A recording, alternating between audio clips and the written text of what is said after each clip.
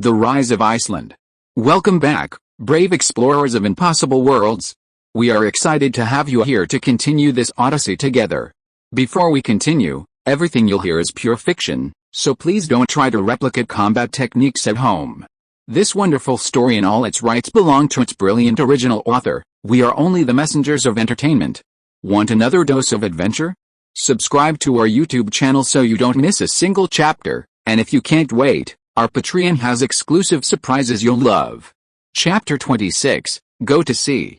It was one night when returned to the village of Heir. Heir ordered Yacht, Kadir and others to organize their relocation. At this time, the families of Olaf's two uncles were waiting in their homes Utic Road to the coast not far away to find the Thor's Hammerkirk, which is the foundation that carries everyone's future and hope. The hustle and bustle of Heir village in the dark suddenly rose. The only 30 people were awakened one by Yacht and others. The lights in the stone house were lit, and then quickly packed up in the grievances of a few people and the anxiety of most people. After losing property, clothing and other items, he began to leave the house as a family after dawn and appeared in and outside Heir's yard. Heir, Yacht, Callum, Hoskid, Kadir, Hyena, and the men who listened to Heir in the four villages have been patrolling the village in and out of the village with weapons. They are guarding against other villages or people from Dagon approached and found the problem, and at the same time, people who were worried about the timid or didn't want to leave the village fled. Both of these results are terrible results that can kill everyone. Therefore, all these 10 people are fierce and merciless consciousness. Nearly an hour later, the night became deeper and deeper. It was already late in the night. More than 30 households and more than 100 people from the root village of the White Hazel Grove gathered in the courtyard of Heir's house. Carrying their belongings, many people still lead cows and horses. These are the most valuable things in their families and the most precious support for the productive forces of developing agriculture. Heir motioned everyone to guard around him. He walked into the yard by himself. He looked calmly at the courtyard outside the courtyard and looked flustered. He looked at his villagers with complex eyes with fear. Many of these people are similar to those of Heir's family. The relationship between relatives used to be equal. But tonight a group of Heir suddenly took weapons like the devil to force them to get up and leave together, which made them dazed, fearful and afraid. Heir sighed in his heart, but his complexion became heavier. He stood on the sink in the courtyard, glanced at his wife and Olaf, Half and Gurney, who were close to him, and said in a deep voice, "The governor and Siegfrieds unite to conquer all the land and property in Heir village. Let us all become their servants and tenants, and deprive you of your status as free citizens. I have killed the guards in order to resist, and now I am leaving Iceland and go to Vinland to find my dear brother Hagrid. He has sweet grapes, fertile and vast land, and a warm climate, endless fish, shrimp, and beasts. As long as we get to Vinland, I will divide the land for everyone again. In Iceland, how much land you have in Vinland will be doubled. Now you want to stay in Iceland and become slaves of the Siegfrieds family, losing your land wealth and personal freedom. Or you want to join me to rebuild the rich and beautiful Vinland home." As soon as Heir's words fell, there was a buzzing inside and outside the courtyard, and people began to talk, and their expressions became more panicked after a while. Except for the few households with the best relationship with the Heir family that they would leave with him, everyone else was still talking. Olaf knew that these people didn't want to leave, and it would be troublesome if they dragged on to each other. So he hurriedly coughed and gave Hyena a wink. The long sword in Hyena's hand knocked on the stone wall with a piercing noise. Suppressing the discussion, "Shut up," Hyena exclaimed. "If you follow along, you will have money, land and status. If you don't leave, you will be treated as slaves. Don't you want to miss your children?" Hoskid also reacted and echoed, "Yes. I am from Dagon, and Siegfried is greedy and terrible, the night wolf. Don't be afraid of your wife and daughter being played with. Just say." The intimidation of the two shocked the heavy responsibility without the backbone, and the thoughts in their hearts faded a lot. Olaf hurriedly yelled, "There are savages in Wenland. If you follow along, you will get some savage slaves. When the time comes, someone will be taken care of, and you don't need to grow the land yourself. Everyone is a master." After hearing Olaf's words, Heir repeated it, and added one last sentence. Hagrid said, "I want to reshape the glory of our ancestor Heir. Then we will establish a country in Wenland, and you will all be the founding heroes. Everyone can be named Lord. Perhaps the promised benefits of Heir and the prospects for planning are too tempting, or the swords in the hands of Hoskid and others are dazzling too scary. In the end, Everyone happily expressed their willingness to follow Hader to Vinland to open a new home and build a new homeland. Hader watched the sky getting brighter, knowing that it should not be too late, and with a big wave, a team of more than 100 people and dozens of cows, horses and sheep left Herat village with their rations, property and other materials, and arrived in a piece of the south coast. Deserted beach. This deserted beach is the most convenient place to enter the sea near Herat village. Standing on the deserted beach, you can see a huge Kirk ship standing on the water. After hundreds of steps, Hudic was waiting on the shore, and when he saw Hader and others coming over, he greeted him with a sigh of relief. No wharf was built on the deserted beach, and the big boats could not get close to the coast. They could only use small boats to slowly carry people over. Olaf's younger brother Halleck, the White Bear, and the fathers of Salak, Eric, and Val are the foremost followers of Hader and Yacht, because these four are assistants who follow Hader to robbery at sea. Among them, Val's father, Big Ear, Valatu, and Eric's father, Lund, were fishermen. The boats of the two and the other two fishermen happened to be parked by the sea. Hader called the four people and said that the four small boats carried him. The people of Lut village slowly boarded the Thor's hammer until half an hour later, watching the sun in the sky have risen high. 37 households with 135 people, 30 horses, 20 cows, and 85 sheep all boarded the boat. Fill up the huge deck and cabin. Thor's hammer was a little shabby in Olaf's eyes, but it was huge. The shape of the ancient Kirk ship, with a length of more than 50 meters and a width of more than 20 meters, makes this Kirk ship look bloated and huge. www.uxiaspit.com. Because Iceland is mainly engaged in animal husbandry and for export. Therefore, most of the time, Icelandic ships will be built larger and wider, so that they can bring more animals to Denmark, Norway, England and other places for a good price. At the same time, because the Kirk ship is taller, it can better suppress other ships from the height when looting at sea, and gain a greater advantage in battle. So at the end of the last century, the traditional overlapping shipbuilding method of the Nordic countries was banned by the advanced flat joining shipbuilding method in the south, and a larger Kirk ship was built. The space on the second floor of this Thor's hammer is not small, but it still seems crowded with a large number of people and animals, but luckily it can be sailed in a few days, and everyone can bear it. Hader and others mastered the advanced navigation skills passed down by the Vikings from generation to generation. Several people looked at the hand-painted nautical charts that Olaf brought back before, and after discussing them, they decided on the sailing route. It is the late autumn season, the warm Atlantic current is still circling Iceland, and the cold Arctic current is still weakly heading southwest. At this time, you can sail down the Wind to Greenland. After taking a rest on the way to Greenland, you can go south to Wendland. Hader estimates that the overall voyage time will not exceed 10 days, and the Greenland section should be there in about 3 days. It didn't take long before the tough Icelanders accepted the fact that they were temporarily squeezed into the sultry and dark cabin to endure. Olaf followed Hader, Hudic, Hilt and others back to the deck, and several adults hung up sails. Olaf sat down in the stern cockpit to watch. Hudic personally took the helm. After a while, the Thor's hammer slowly started, driven by the wind, pushing away the waves and driving west, like a soaring seabird glide happily against the surface of the sea, and went to fly far. In a free country. Chapter 27, Greenland. Under the influence of the Arctic Ocean cold current that appeared in the autumn, the speed of Thor's hammer reached a maximum speed of 7 or 8 knots.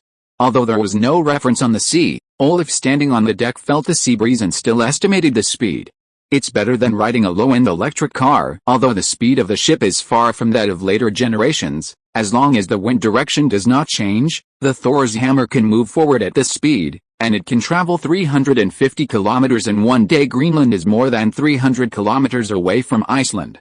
If it weren't for wind problems and the inability to drive straight at sea, it would take Olaf and others to reach Greenland in just one day. It is the golden age of the early 17th century, the great nautical era. Central and South America has been colonized by Spain, and North America has also been developed by Britain and France to search for treasures such as precious medicinal materials, fur and other treasures in North America. Because of the developed shipping in the Atlantic Ocean, pirates in the Caribbean Sea are prevalent, and the pirate business in European waters is sluggish due to the growth of the navies of various countries. When Hader was young, he only robbed a boat in the Irish generation.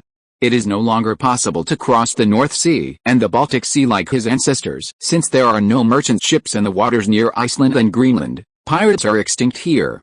If it were in the Caribbean Sea, Olaf and his ship might have been robbed for 8 meetings in just one day. The Thor's hammer walked for 2 days and the sky was clear. It was not until the next day that I stood on the deck and saw floating Iceland in the field of view. Hader let out a sigh of relief and said with a cross, "God bless you. See the floating ice. The ice is about to reach Greenland. Fortunately there has been no winds and rain in these 2 days. In the current era, if a ship encounters storms and waves on the sea, there is a risk that the ship will be sunk. Even if the ship will not be overwhelmed, it will be blown off course by the wind and waves, and it may fall to a deserted island that cannot be remedied. It's a dead end." Hudik and others also looked relaxed and crossed to thank God. Only Olaf was lying on the barrel beside him, his face pale. This is the second time Olaf has appeared on the deck since he got on the ship. He was seasick when he stayed in the cockpit for a while. It was also because of his body that he recovered quickly. This morning he was much better. In order to overcome the seasickness, Olaf strongly urged to come out and go around. After only 2 steps, he fell on the barrel again. "Olaf, you should go down and rest. Maybe you can adapt to the next boat ride." Hader hugged Olaf in distress. Olaf shook his head, tightened his robe and hat, and said tremblingly, "Viking offspring can't get seasick. I have to overcome it." While talking, Olaf walked a few steps with the help of Hader, and his expression gradually improved. After waiting for about an hour, the sun in the sky gradually shifted to the west, and Hader and others saw a huge snow-white glacier continent approaching more and more clearly. After waiting for 3 more candles, Thor's hammer searched for gaps in the ice floes and drove past, and then stopped in front of the nearest coast. Hader glanced at the good brothers around him, and asked, "Who'll go down and take a look?" "I'll go," Hudik said, taking the bow and arrow and the sword and preparing to go down. Hader hurriedly grabbed him and said, "We Iceland and Norwegians have not been to Greenland for 200 to 300 years. It is said that there are uniped apes on the island. These savages are short in stature and eat raw meat, but they are sturdy and brave. Good at fighting. Icelanders didn't fight with them less in the past. Now you don't know what the situation is. If you go down alone, you will be in danger if you encounter the uniped ape. Kadir, Yacht, Valatu, Lund, you guys the 4 will go down with Hudik and have a look. If there is no danger, we will come back. We will get more people. We will cut some moss to feed the animals while supplying fresh water, and then set sail to Wenland." Hudik is not Icelandic after all, and he doesn't know much about Greenland. He nodded when he heard Hader's words, and then a group of 5 people, armed with weapons and matchlocks, rowed a raft made of wooden boards and sheepskin to the shore. Hader, Olaf and others stood on the deck observing the situation on the shore. After a while, Hudik and others walked ashore and slowly disappeared into the blue-gray ground. After half an hour, Hudik and the others were not seen coming back towards the dusk. Hader gradually became anxious. He was worried that Hudik and the others would be unpredictable, so he picked up an axe and would take someone down to take a look. Olaf knew that his father is now the backbone of the Thor's hammer. He must not leave the ship, otherwise it would cause panic among the people on the ship, so he stepped forward to hold Hader and persuaded, "Dad, Uncle Hudik, they may soon come back. Even if you want to find them, you can't go. If there is any danger, I will not save them myself. I will feel sorry for it." Hader frowned, took 2 more throwing axes, and whispered, "Olaf, don't worry, they will come back as soon as I find Hudik." Although Olaf admired his father's loyalty in his heart, but apart from his father, the Thor's hammer was in chaos almost all the time. He, Heine, Hoskard and his son could not suppress the hundreds of people in the boat. It's troublesome to go back to Iceland in retrospect. Just when Hader and Olaf were in a stalemate, Schilt suddenly pointed forward and shouted, "Deputy Captain Hudik is back." "Where?" Hader hurriedly leaned on the railing to look, and he saw Hudik returning to the shore. Hudik stood on the shore and waved to Hader, and then the 5 people rowed the raft back to the boat. Climbing up the rope, Hudik and Hader clenched their hands and said with a smile, "The environment here is good. There is a bay when walking in. The bay has 2 river outlets. The river is not big but the water source is sufficient and clean. You can go there to mow the grass and get water." "Okay." Hader smiled and gave Hudik a hug. Hudik continued, "We have walked tens of thousands of steps and have not seen the remains of the ancient people. You reading www.uucanchu.com shows that no one lived here before, but we saw the feces of some small animals. It is estimated to be animals like foxes or dogs and wolves." Hader nodded, and then ordered the men on the boat to go ashore to fetch water and grass, while looking for animal dung, dry wood and other fuel. After all, more than 100 people on the boat always have to eat, not raw meat. Olaf also wanted to follow along and have a look. Hader thought about it and agreed, so Hudik took nearly 40 men ashore for the first time. Olaf followed Heine, Kadir and Hoskard closely, The other children, Calm and Cal, who stayed on the boat with Hader after landing, Olaf immediately saw tall mountains and rivers in all directions.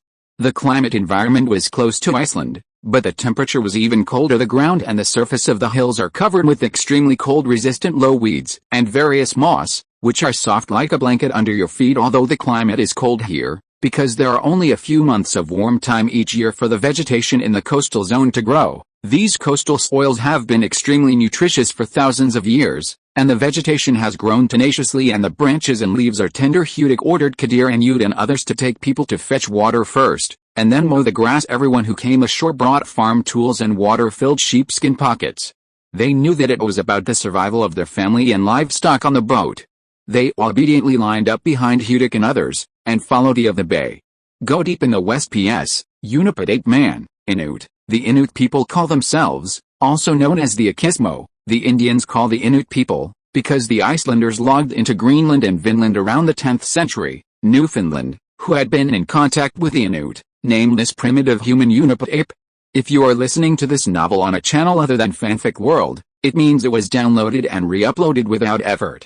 We warmly invite you to visit our channel, Fanfic World. There you will find the original version of this story and many other novels of various genres. We look forward to seeing you dive into a world of incredible novels. Chapter 28, Inuit. Enjoying the similar but different scenery to Iceland along the way, everyone gradually went deep into the hinterland and saw the clear and rushing rivers upstream of the estuary. Looking at the tall glaciers in the distance, everyone knew that this was a stream of melting glaciers, so they held hands. Stepping forward on the slippery ground, standing by the river with sheepskin pockets, when 4 or 5 gallons, 1 gallon is equal to 4.546 liters, are loaded, they will be tightly opened and lifted on their backs. After more than 40 people had installed the water, Hudic took everyone to find a fertile land near the river bank, and then mowed the grass and brought it back to feed the animals. Just as everyone was squatting on the ground and shoveling grass with shovel, Hudic, Kadir and others stood aside on guard, and Olaf followed them to look around. After a while, Hudic suddenly narrowed his eyes, silently took off his bow and arrow, and shot an arrow toward a mountain bag in the north. There was a weird howl in the distance, and everyone left their work and hurried over with weapons and tools. When I walked in, I saw a gray-haired monster lying on the ground on the side of the mountain bag with a feather arrow shot by Hudic on his body. What is this? Looks like a wolf but a little like an ape. Is it a werewolf? What? Night wolf? It's not night yet. Everyone talked about approaching carefully with different faces, but Olaf had a weird face, and everyone let out a sigh of relief when he walked in. It turned out that the shot was a short human with stubby limbs, but he was mistaken for a monster while wearing a wolf fur coat. Hudic stepped forward to tip the man with a spear, and saw that his eyes were closed, his face was flat, his facial features were small, his skin was yellow and red, and his appearance was very strange. He was the only weird person in his life, so he looked at Hader. Hader flashed in his mind, pointed at the wounded weird man who was almost in a coma, and said, "This is Unipid ape." Everyone suddenly realized that. They leaned forward to watch the ape man in the ancient legend. Olaf clearly knew that the short human who fell in front of him was not an ape at all, but an Akismo, also called an Inuit. This kind of people live in the northernmost ethnic group. They believe in shamanism and have 5 short statures. Their skin and facial features are similar to those of Asians. They are ethnically branched from the Mongolians and shared with the nomadic fishing and hunting peoples of Changbei Mountain, Siberia, and Mongolian grasslands. Common ancestor. Because the Nordic people have outstanding facial features and white skin complexion, the Inuit people do not think they are human at first glance. In addition to the primitive culture of the Inuit people, they are considered to be savage apes like monkeys. Olaf remembered the documentary he had watched in his previous life. It said that the Inuit lived as a family unit, and there were no human beings living alone, so there were 7 or 8 people behind the injured Inuit. This kind of people lives in the ice and snow, fights the worst weather, hunts whaling, walrus, sea lion and seal, etc. It is also a sturdy nation. If the population is scattered and the population is sparse, it may also produce similar Khanate civilization in Asia. Further, the Unipid ape man is a living creature. This ape man is not too old. His elders will not be far away. We shoot him and get into trouble.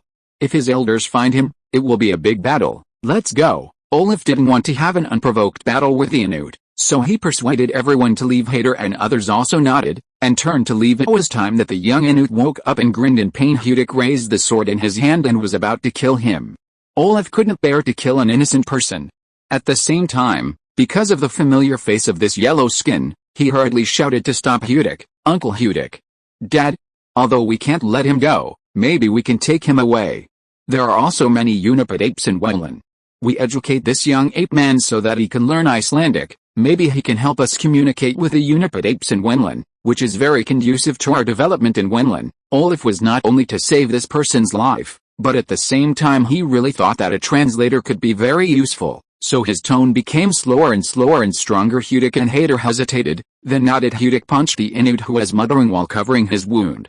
The man was knocked out in an instant, and then he grabbed the Inuit and carried it on his shoulder because they were worried that Uniped ape would catch up. Hudic, Hader and others didn't need towards them. They all accelerated a pace with 2 leather pockets full of water and grass moss on their backs back to the shore. Hader and the others were armed with matchlock guns and bows and arrows. Olaf and the others took the raft and went back and forth 5 times.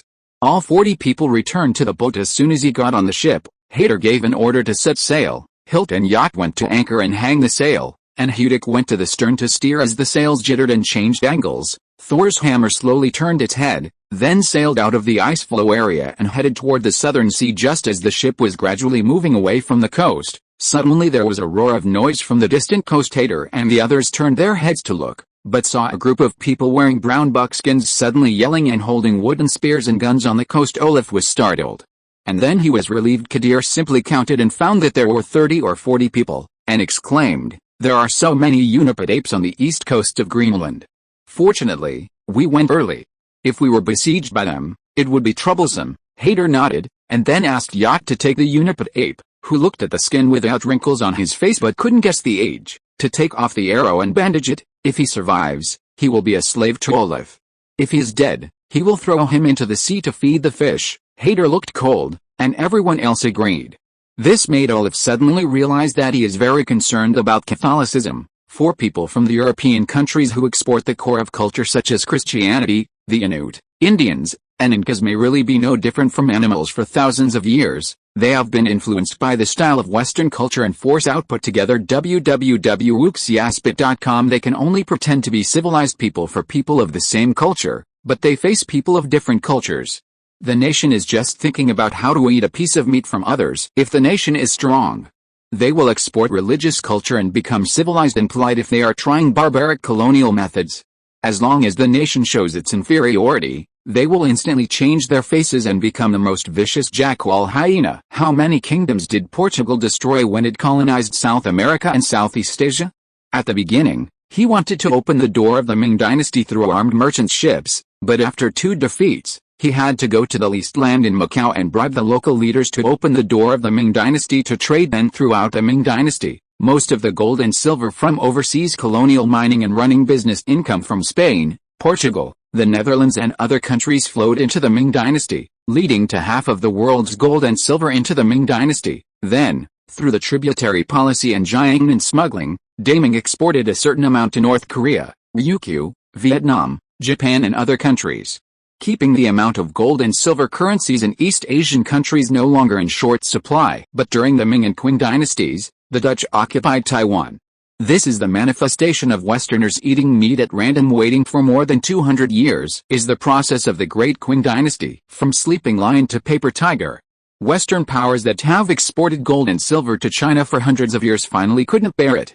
They conducted their first trial through the Opium War and found that the sleeping lion had changed. It became a paper tiger, and the great country of the Far East, which was synonymous with civilization and prosperity, became an ignorant and savage country, an exporter of pig miners, and a low-level civilization in the eyes of Western civilization. This phenomenon continued until a great nation. It was better, but it was truly restored to the status of the Ming dynasty, and it was not realized before Olaf crossed. This is destined to be a great road to revival. Chapter 29, Piku. After left Greenland, the Thor's hammer drove fast along the northeasterly winds of the Arctic Ocean. After a day's walk, the ice floes were gradually reduced. Whether it was Hader, Hudic or Olaf, they knew that it was approaching Vinland. After reading the map, Olaf knew that the so-called Vinland was actually the island of Newfoundland and later Canada. The area of the island is half the size of Iceland, but the climate and resources are even better than Iceland. This place has fishing grounds no less than Iceland and Norway. It is well known in later generations. The island is also rich in minerals. It will be slowly explored and mined in the future. The rich metal mines are a solid backing to support the establishment of the country in Iceland. When the Inuit woke up in the morning of the next day, he seemed to know his situation very well, so he didn't make any noise and cries. He was very submissive, and he was relieved and rested until the morning of the third day. Olaf and Heine, red-haired Tom, Solek, Halleck and others went to visit the poor Inuit. Olaf is holding a plate with roasted lamb chops on top. The skin is golden and crispy, and the smell of fat is overflowing. The Inuit sat up on his side when he smelled the smell, and stared at the lamb chops in Olaf's hand. "What's your name?" Olaf stood in front of the Inuit and asked slowly. The Inuit looked suspicious and wary, and looked at Olaf and others nervously. Olaf thought for a while, pointed to his chest and said, "I? Olaf Hadarsson, Heine Williams, Halleck, Salrak, Lickstrom." Several other people also understand their self-introduction. The Inuit gradually understood after watching for a while, pointing to himself and said, "Moho Piku." Olaf nodded, smiled and said, "Your name is Moho Piku. Let's eat," said, and put the sheep in front of Piku, and gestured to him to eat. Piku looked at Olaf and the others, then stretched out the black mud between his nails, grabbed the lamb chops, gobbled it up, and made a rattling noise. Olaf swallowed as he watched, and seemed to be hungry too. This ape man eating is really fun. Yes, like a hungry dog, but I want to see what he eats. Haha. Tom and others pointed at Piku and laughed, but Olaf didn't say a word. After Piku finished eating, he wiped his hands on his body, and Olaf slowly spoke with his hands. Maybe it was the delicious lamb chops that impressed Piku.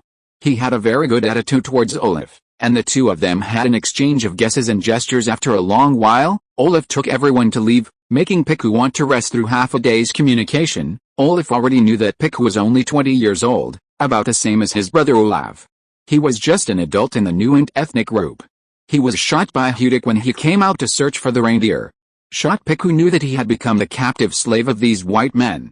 He had heard from the elders of the clan for a long time that there was a big white country in the east of the sea, and the white people there were very powerful, with huge ships and sharp and strong iron tools. Piku originally wanted to wait until he recovered and waited for an opportunity to escape, but when he saw Olaf, the white leader's child, treats him very well, he seems to be a friend. The innocent Piku without the city government temporarily extinguished his thoughts of fleeing.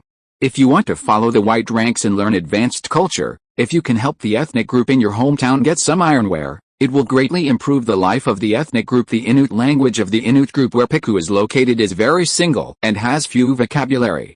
Heine felt very interesting after listening to it for a long time, so he took Olaf and said, "Since Uncle Hader has asked Piku to be your servant, he will always. I want to learn some Icelandic. I just want to learn the language of their apes. Let me teach him the language." Olaf smiled and said, "Okay. Heine, you are from a nobleman and you are the most educated. It would be great for you to teach him. If he doesn't say anything, he can help us a lot." Olaf took Heine to find Hader, and said he asked Heine to teach Piku the language. Hader agreed with a wave of his hand, and then told Heine that he must be teaching Piku some rules. After all, this is a savage. After the relocation of the entire village of Harad village, Hader's status and prestige as the leader of the team have grown day by day. His village chief status and the captain status are superimposed, plus the deputy captain Hudik, Yot manages the villagers, and other corps. The division of labor is clear, and a micro-organization will almost be born. Olaf knew that no matter how good his Uncle Hagrid's business was in Wenland, he would definitely continue to develop the site with more than 100 people, and would inevitably have a conflict with the indigenous people on Wenland Island, so war cannot be avoided now. These few days are the critical moment of Hader's prestige and condensing everyone to his subordinates. With more than 100 people as his subordinates, it is only in Vinland Hader that there is a basis for development. In the future, whether it is the arrest of Indians or Indians as slaves, the Inuit still took white slaves from England, Scotland, Ireland and other places. The population has further developed, and there are hundreds of people as the foundation. In the short term, the population can always maintain its dominant position if the population does not expand significantly. Olaf's last life was just a small man who didn't understand tactics, but he had watched many movies and TV series, so he picked up some good ideas and told Hader. After hearing this, Hader really accepted it. In the past few days, he talked with the villagers in a pleasant and cheerful manner, and at the same time promised to follow him in the future, sometimes with almost nuclear force. Hudik, Yort, Kadir, Ho, Skurd, Heine, Callum, Karhu, Valatu, Lund, Grand Salrak, Sawarak's father, Naranhu, Kalak's father, Shield. 12 men shot on the boat bird, drill the weapon battle formation. The sound of gunfire and gunpowder, as well as the sound of cries, frightened the villagers under the deck. They became more and more in awe of Hader, and at the same time they had a clear understanding of their own safety, confidence in the future, and more peace of mind. Since the formation of the Spanish squadron in the last century, the armies of various countries have formed their army according to this phalanx. Although basically all countries rely on mercenaries, they will also form some guards to form the Spanish phalanx. Hudic was the gendarmerie captain of his 300-man company, the captain of military discipline to maintain military discipline. He followed the Spanish phalanx's spearmen's formation and the training of the crowds. Naturally, his ends were very regular. In less than 2 days there was a sense of military formation. Hudic confidently told Hader that as long as he arrived in Wenland and gave him enough personnel and time, he could train a company of spearmen and a company of musketeers, which would be enough to wipe out the primitive men who had wiped out Wenland. Hader was very excited and said that he would do everything possible to support Hudic in creating a powerful army. Olaf felt quite disapproving when he heard Hudic blowing the Spanish square formation into the world. The Spanish phalanx in the last century was considered a product of a cross epoch. It eliminated the medieval knights, sword and shield soldiers and other arms, and became the close combat of the spearmen, the explosive firepower of the musketeers, the combination of far and near, and mutual protection. Modern military formation. The emergence of this formation has overwhelmingly become a basic part of the military of various countries in the last century and even now. However, as far as Olaf knows, the Moorish phalanx of the Netherlands has defeated Spain twice on the battlefield. The Netherlands in this phalanx of independence has indelible credit. In fact, the Moorish phalanx, which is more mobile and has a wider firepower coverage, has already defeated the two bulky Spanish phalanx. Waiting for another 5 or 6 years, the Swedish Lion Emperor took his Swedish army and defeated the Holy Roman Empire's army with a Gustav phalanx and became one of the greatest military strategists in European history. The staff phalanx will be used on the battlefields of European countries. Before the First World War, Olaf felt that if he really trained, he should use the Gustav phalanx instead of training with the Spanish phalanx that was destined to be eliminated. Chapter 30, Arrival. The problem of the army's phalanx. Olaf just thought about it and put it down. After all, he and others have not yet arrived in Wenland, and whether he can occupy a place as soon as possible in the future. It is hard to say whether he can become the leader of the party. The army is also unknown, so the issue that really needs to be considered is actually how to gain a foothold in Wenland. After all, in order to let the villagers move together, Hader promised to double the land. If he can't do it, he will be the leader of the AS, to develop arable land in Wenland. Occupying the territory in the hands of Indians and Inuit is the first task. Olaf also talked to Hader. Hearing what Hader said, he and Hudic and others had already discussed it. When they arrived in Wenland, they went to find Hagrid first, and then the two groups of men and horses joined together and relied on the fire rope they brought. Weapons such as guns, bows and arrows, spears, and large axes first drove away some people and burned the woods to build homes. Olaf realized that they were more thoughtful than he thought, so he remembered that the first European colonists were the Vikings, and Hader must be professional. Waited another day, and standing on the deck at noon, you could see a dark continent appearing on the sea just south. Hader is very confident in his sailing skills. He nodded and said excitedly, "Vinland is here. After 3 or 4 islands in a row, I finally saw the true face of Vinland Island. A big river runs out of the sea. On both sides are primitive rocks, there are undulating mountains in the distance, and the shore is full of green shrubs and tall trees. The climate here is really better than Iceland. Look at these big trees." Hudic pointed to the tall trees on the shore and exclaimed. The others also nodded, and were really satisfied with Wenland. Hader controlled the Thor's hammer to stop at the estuary, and then dozens of men took advantage of the high tide to drag the Thor's hammer up the estuary upstream, and then the big ship slowly sailed into the river, because Hader was afraid of encountering a reef. Going further in, so I picked a gentle place and stopped at the shore. After the anchor and sail, Hudic personally took people ashore to explore, and it took a long time before he returned to the ship. There is no sign of savages living around here. There is an open area more than 3,000 steps south of the land. We can go down and cut down trees to build a camp, and then slowly look for Hagrid. Hudic seemed to be tired from walking, his clothes open. He took a sip of water and said. Hader nodded, and personally led people with matchlocks and other weapons to the shore, and then spread out on the shore to guard the villagers on the boat and slowly go ashore. Olaf went ashore with his mother Katrin, younger siblings, and when the crowds, cattle, horses, and sheep were all on the shore, Heir led them to the southeast. Heir, Hudic and others led the crowd through dense woods to an open area full of low wild fruit trees and vines. There are very few big trees here. There are 300 to 500 steps from east to west, and more than 200 steps from north to south. With low trees and weeds and vines, the terrain is flat. Standing on a high place and looking east, there is a small stream not far away. It looks like a good place to build a village. This place is really good. Heir was very satisfied.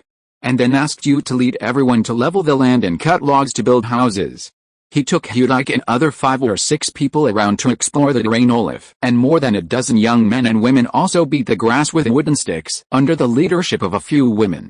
This is to flatten the grass and knock down the insects, snakes, mice, etc. in the grass at the same time waiting until they are all down, and then riding a few laps will not affect people's walking on it. The men had a clear division of labor, cutting down trees and digging holes, and then building simple wooden houses. The roofs were covered with branches and vines. When it was just dark, they built 5 large wooden houses with only frames seeing the dim sky. Yod and the others speeded up their tactics, then pulled up a half-person height fence outside the wooden house, and dug some traps at the same time. Heir and others also dragged 2 reindeer back. The 2 reindeer had feather arrows and flying spears on their bodies, and they had already died. Cooked the venison tonight. Heir threw the deer down, then peeled it personally, and pulled off a complete deer skin in a few clicks. Another deer was hung on a tree by Lund to peel off its skin. The 2 reindeer together don't have 50 pounds, and the family will start to cook the meat after dividing a piece. Children, come here. Heir sat down on a stool cut into a round pile of wood, greeted Olaf, Half, and Galni to come over, then happily took out a bunch of small purple and black fruits from his deerskin pocket behind him, laughing. Said, "Grapes? Do you want to eat?" Olaf is better.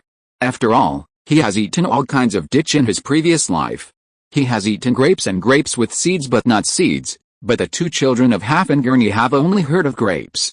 Sweet and sour fruit, let alone eat it. I have never seen it. Olaf took this bunch of grapes, picked one out, wiped it with his hands, and stuffed it into his mouth with a light bite. The grape juice poured into the mouth.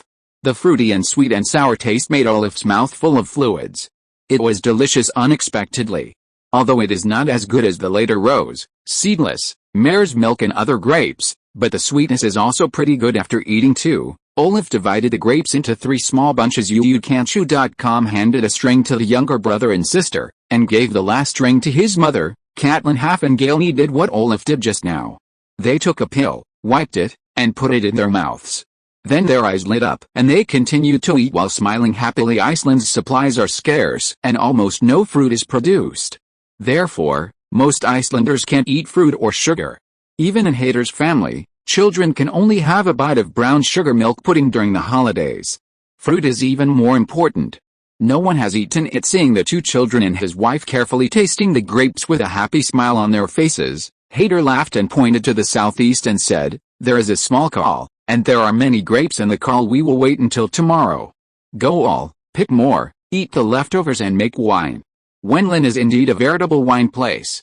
Wenlin means a place where there is wine in Icelandic, indicating that the ancestors saw many grapes when they discovered Wenlin. Wine is the favorite beverage of Europeans. This beverage can not only meet people's demand for sugar, but also meet people's demand for alcohol. In addition, it can be stored and is easy to make. Therefore, in the entire European cultural circle, wine is the most important part of food and beverages. I heard that there were grapes in the mountains in the distance. Icelanders were all excited. They felt better about life in Vinland than they thought. So after a meal of venison bread, they squeezed into a few big wooden houses to sleep. More than a dozen people including Heir and Hudic watched the night by the bonfire to prevent savages or beasts from attacking the camp. Wenland's climate is much warmer than Iceland, and it's just now entering autumn, so the night in Wenland is not cold. Icelanders can sleep comfortably with a piece of animal skin. Chapter 31, Grape. The next morning it rained lightly, and people in Iceland continued to build houses and repair fences in sheepskin coats, while Heir and 7 or 8 men continued to explore the surrounding terrain. Brought back several hundred pounds of grapes that night, some of which were red, purple, and some green. The dozens of households in the camp can earn 2 or 3 pounds even if they are divided into one family. This makes the villagers who have just arrived in Winland and are still full of hopes are very happy, and praise Hader for his generosity day by day. The wooden houses were built one after another. It was not until 10 days later that there were 38 wooden houses in the camp. The construction of houses stopped, and then the villagers under the leadership of Yad and others started fishing, hunting, picking wild vegetables and berries, and at the same time reclaiming the land to grow radishes and oats. Hader is very happy when he looks at the hot scene inside and outside the camp every day. Winland's land is fertile and vast. The wasteland near the camp is good arable land as long as it is cleaned up. He estimates that before the weather turns cold, everyone should be able to cultivate 5 wilghas land, and we can continue to open up wasteland until next spring. The arable land I promised to them may not be settled in 2 years these days. Hader has explored the 20,000 steps around the camp, and found several primitive camps that have been abandoned for a long time. They all guessed that it was a Sklarion. Icelanders call an Indian a Sklarion, or the living camp of the Unipid ape man may have been moved away because of war or disease, leaving behind so much fertile land without an owner. In fact, Hader did not know that there were 1.5 to 2 million Indians living in the land of later Canada and the United States at this time, and they were divided into dozens or hundreds of races, maintaining a balanced relationship between fighting and fighting. In addition to Mexico, Central America and South America to the south, civilizations such as Aztec, Inca, and Maya were born in the Americas. North America, which has the most extensive land and face, did not have a country, let alone a splendid civilization. Later scholars once had a view that it was because the Native Americans migrated from Asia across the Bering Strait, but the migration process could not be completed in a short time. Therefore, those who migrated first were robbed of living space by latecomers gradually south. After moving and living together, the first 2 groups of Indians gave birth to civilization, and later Indians maintained their primitive lifestyle. If there were no white people, the Americas may have to wait thousands of years before the civilization comparable to the spring and autumn period of East Asia or the European medieval period was born. Vinland is the later island of Newfoundland. This is the largest island in eastern North America. There are not many Indians living there. At the same time, there are many Inuit people. National vendettas and tribal struggles have continued for hundreds of years. The camp that Hader and the others were in was an Indian tribe decades ago, but it was abandoned for various reasons. In the past few days, Olaf was walking around the camp with Heine, Karl, Tom and others every day. Piku had recovered from his arrow injury and followed Olaf. For the past 2 days Heine's hard work was not in vain. He learned a lot of Inuit languages, and at the same time taught Piku some simple Icelandic languages. More importantly, he was able to listen to Olaf's words and understand his identity. Although Piku is Olaf's servant, Olaf respects him very much, and he can eat grilled delicacies every day. He also accepts the display. Olaf didn't turn around. He really observed Winland's climate and environment, and finally came to the conclusion that Winland's climate should be similar to that of Beijing or even the northeast of the Ming dynasty. Anyway, it was much colder than the early winter of Olaf's hometown, Qingdao. Up of course, Olaf also thought that it is November 1627 in the Julian calendar. The Little Ice Age has come. Perhaps it was the climate that made Winland colder than ever. Olaf is neither a scientist nor an agricultural expert. He just wants to use the knowledge and forward-looking vision in his mind to help his father Hader establish a stable home as soon as possible, and at the same time consolidate his father and his family's position in ruling this home. Olaf has discovered in the past few days that almost all Icelandic families have a paranoid love for grapes or sugary fruits and even honey. This is far more than meat. It seems that eating grapes and wild fruits can make them grow. Feel happiness from the bottom of your heart. Olaf knows that desserts can give people a sense of happiness. He also knows that the directly famous desserts and pastries, such as macarons and tiramisu, are all European foods. This is because sugar is a luxury in Europe. Icelanders are compared to the Appa on the other side. People from all over the country still have nothing to do with sugar and honey, so it is more difficult to resist the charm of sugar or sugary foods. Olaf felt that if his family could cultivate Vinland's wild grapes or semi-wild grapes and then master the techniques here, it would be tantamount to holding the lifeblood of everyone on Vinland Island. They would be more obedient if they wanted to eat sugar. Olaf lived in his grandmother's house in his previous life. He planted grapes and knew that this kind of food would be able to live. So he told his father that he went down to the Grape Valley under the leadership of Uncle Keter and picked a few nuts there. The vines that produce the sweetest grapes will be marked, and they will be pruned and planted next spring, cultivate a batch of fine varieties of vines, and put the artificial planting of grapes on the agenda, so that their family can master wine and fresh grapes. The two major cane sugar substitute products can be used either for their own use or for dumping grape juice in the Nordic countries in the future. Olaf's idea made Hader very happy. He said to everyone that the Jared family will be able to surpass their ancestors after they have Olaf. www.uxiaspit.com. In addition to paying attention to the development of the breeding industry, Olaf and Hader also focused on finding Hagrid camp. Hader had asked Hudic to take Hilter and a few people in the village to leave by boat the day before yesterday, preparing to let the Thor's hammer circle the coastline of inland to find the whereabouts of Hagrid camp, and try to find Hagrid earlier, and then the brothers worked together to create a homeland on the arduous and primitive inland island. The area of Winland is half the size of Iceland. If it is replaced by Daming, it is more than half the size of Henan, Shandong and other provinces. Such an area is in an undeveloped primitive style. If you want to find a settlement with only a few hundred people, said it was a needle in a haystack. But Hader knew that Hagrid's camp was set up by the sea. If he sailed along the coast to look for it, Hagrid would recognize it when he saw Thor's hammer. After another 7 or 8 days, Hader took 7 or 8 men carrying weapons to explore the southern hinterland in the morning. After a while, Olaf heard 4 or 5 gunshots from the southern mountains outside the camp. He frowned, knowing that his father and their matchlock had fired reminiscent of the lives of Indians and Inuit on Vinland Island. Olaf worried that his father and the others were besieged by primitives. If they are not handled well, they will probably die in primitive hands. After all, these primitives have strong temperament and good at fight. Olaf walked back to the camp quickly and saw that Yacht was shearing a sheep, and he went forward and whispered, "I heard the gunshot just now. Uncle Yacht. My father and the others must be in trouble, let's go and support." Yacht dropped the shearing knife in his hand, shouted and called Kadir and Hoskard and other 7 or 8 people. Everyone left 2 men to guard the camp, and the other 6 took up their weapons and hurried toward the south. Chapter 32, Black Bear Kills. Olaf and Heine also left the camp behind Yacht and others, and walked to the southern dense forest. Waded all the way deep and shallow, and out of the woods was a huge valley, flanked by cliffs as high as dozens of people. Everyone clenched their weapons and passed through the valley, going higher and higher. Olaf looked back and glanced at the forest where the campsite was located. In the low place far behind him, Olaf noticed that Vinland Island might go south and get closer to the center, and the altitude would be higher. When he was observing the surrounding environment, he suddenly heard a huge animal roar and a man's roar from the hills ahead. People are frightened when they hear it. It's a bear cry. Yacht quickened his pace and said anxiously, "Hader met a bear." Olaf also felt tight, and followed Kadir and Ute and others to the call. There are several catalpa and maple trees on the mountain. 2 black bears that are shorter than humans fell to the ground, covered in blood, and a tall black bear was attacking the 4 men.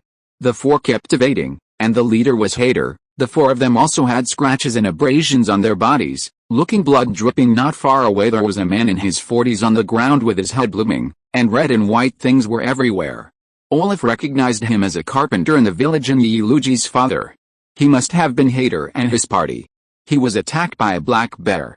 Although he killed 2 little black bears, he also killed 1 person. Kadir greeted him and rushed up with Yacht, Hoskard and the other 7, hacked with the axe and stabbed with spears.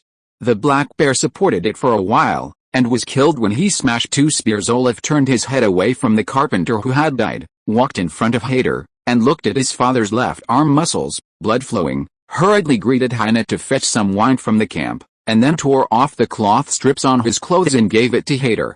Temporarily bandage. Most Icelanders are good at dressing wounds, so Olaf actually learned from Hader. It's just that Europeans at this time didn't know how to sterilize the wound. They bandaged the wound, and then waited until the wound was suppurated and bleed, and then the wound scabs healed. During this period, many people would die from wound infection. Of course, if you ask a doctor for treatment, it will make the patient die faster in weird ways, such as missing arms, legs and guano poison. Olaf knows that wine contains a small amount of alcohol, which can be used as clean water for disinfection. After Heine fetched a small crock of about 2 gallons of wine, Olaf asked Hoskard to light a bonfire, sealed the wine and boiled in the fire, then took it out to let it cool, and then gave it to Hader. The wound of the injured person was cleaned and then bandaged again. Then the group returned to the camp with the wounded number and the corpses of 3 black bears. The men, women, and children in the camp came to visit, and many of them had expressions of concern. Hader endured the severe pain, pretending to calm everyone up as if nothing had happened. and then lay on the bed to rest under the service of Katrin. The 3 black bears were given to the carpenter's family, who died tragically. The carpenter's wife and 2 sons also received most of the land that was first reclaimed. This is the compensation that Hader gave to the deceased. Olaf also spoke with his playmate Yrlugi, trying to calm his emotions, but Yrlugi didn't mean to blame Olaf and his son except for his grief. This made Olaf breathe in his heart. At the same time, he also remembered that human life was still very fragile when he had just passed through the Middle Ages and entered the era of great seafaring. The so-called human rights, etc. It hasn't appeared yet for most ordinary people. There are preparations for premature death, death from illness, death from injury and other accidents. The carpenter died in the mouth of the black bear, and Hader was also seriously injured. For the Yrlugi family, they felt that Hader gave a lot of compassion as the leader. They just continued to live strong, and still I was touched by Hader's care. After Hader was injured, he began to recuperate indoors. Many things in the camp were handled by Ayat, Hoskard, and Kadir. However, since the people in the camp are basically from the village of Harald, they really speak strongly. It's still odd as the people of Hader explored south, they encountered black bears and were injured, so the exploration process in Hader camp has been temporarily suspended, but continued to reclaim the land to build a good foundation for the breeding industry. Winland is rich in products. There are many kinds of fish in the river, and the number is huge. The vegetation is also very rich, enough to feed everyone in the camp before the first batch of food is received next year. The Hader camp will gather everyone together for division of work. Although Hader recovered from the injury, Yacht still talked to Hader every day. After ensuring daily food, Yacht divided the work between men and women in the camp. Some specialize in fishing, while others collect vines to make ropes, etc. Tools, and people quarried stone and wood, and then Hader camp began a period of hoarding all kinds of materials and dried fish every day. This is not only to cope with the coming winter, but also to prepare for the expansion of the camp with the passage of time. The Hader camp is also being perfected day by day with the joint efforts of more than 100 people. The houses are becoming more and more solid. Olaf keeps himself in the house every day. Except for occasionally visiting his father Hader, the rest of the time is writing about the management methods of the camp, focusing on the medical and health aspects. The pinnacle of European civilization was ancient Rome and ancient Greece. At that time, urban sanitation was ahead of France. In the 17th century, the Black Plague is very convenient in Europe because of poor sanitation. Feces and garbage pile up in mountains, which can be seen everywhere in the living area, and then pollute rivers, well water, groundwater, etc., so that Europeans adopt the method of preventing the epidemic without taking a bath. The hygiene habits of Icelanders are not good, but because there are few people and large land, does not cause much trouble. But now more than 100 people from Harrit village and others have come to Winland, and they live together to build their homes. The garbage generated by 30 or 40 households is also thrown away.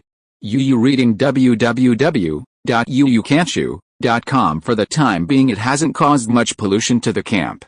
But Olaf has realized the disadvantages of this hygiene habit is not only the problem of polluting the air that breeds bacteria and mosquitoes, but also the excrement contains germs.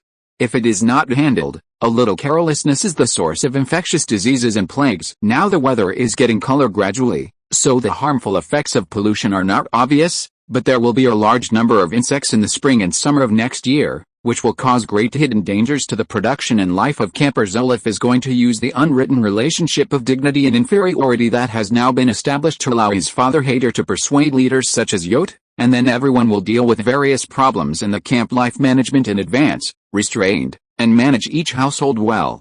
Personal hygiene is conducive to the development of the camp. Tom, Solek, and others who came to Olaf to play with could not pay attention to Olaf's deep meaning, but as a Scottish nobleman, Highness' keen political consciousness instantly made him realize that what Olaf was writing was a treasure. It seems to be about improving the living standard of the camp and restricting personal hygiene. In fact, it is to strengthen the rights of Hader and others. If you directly ask people to obey the order for a long time, they will feel conflicted, but through the benefit of the collective, it is good for hitting.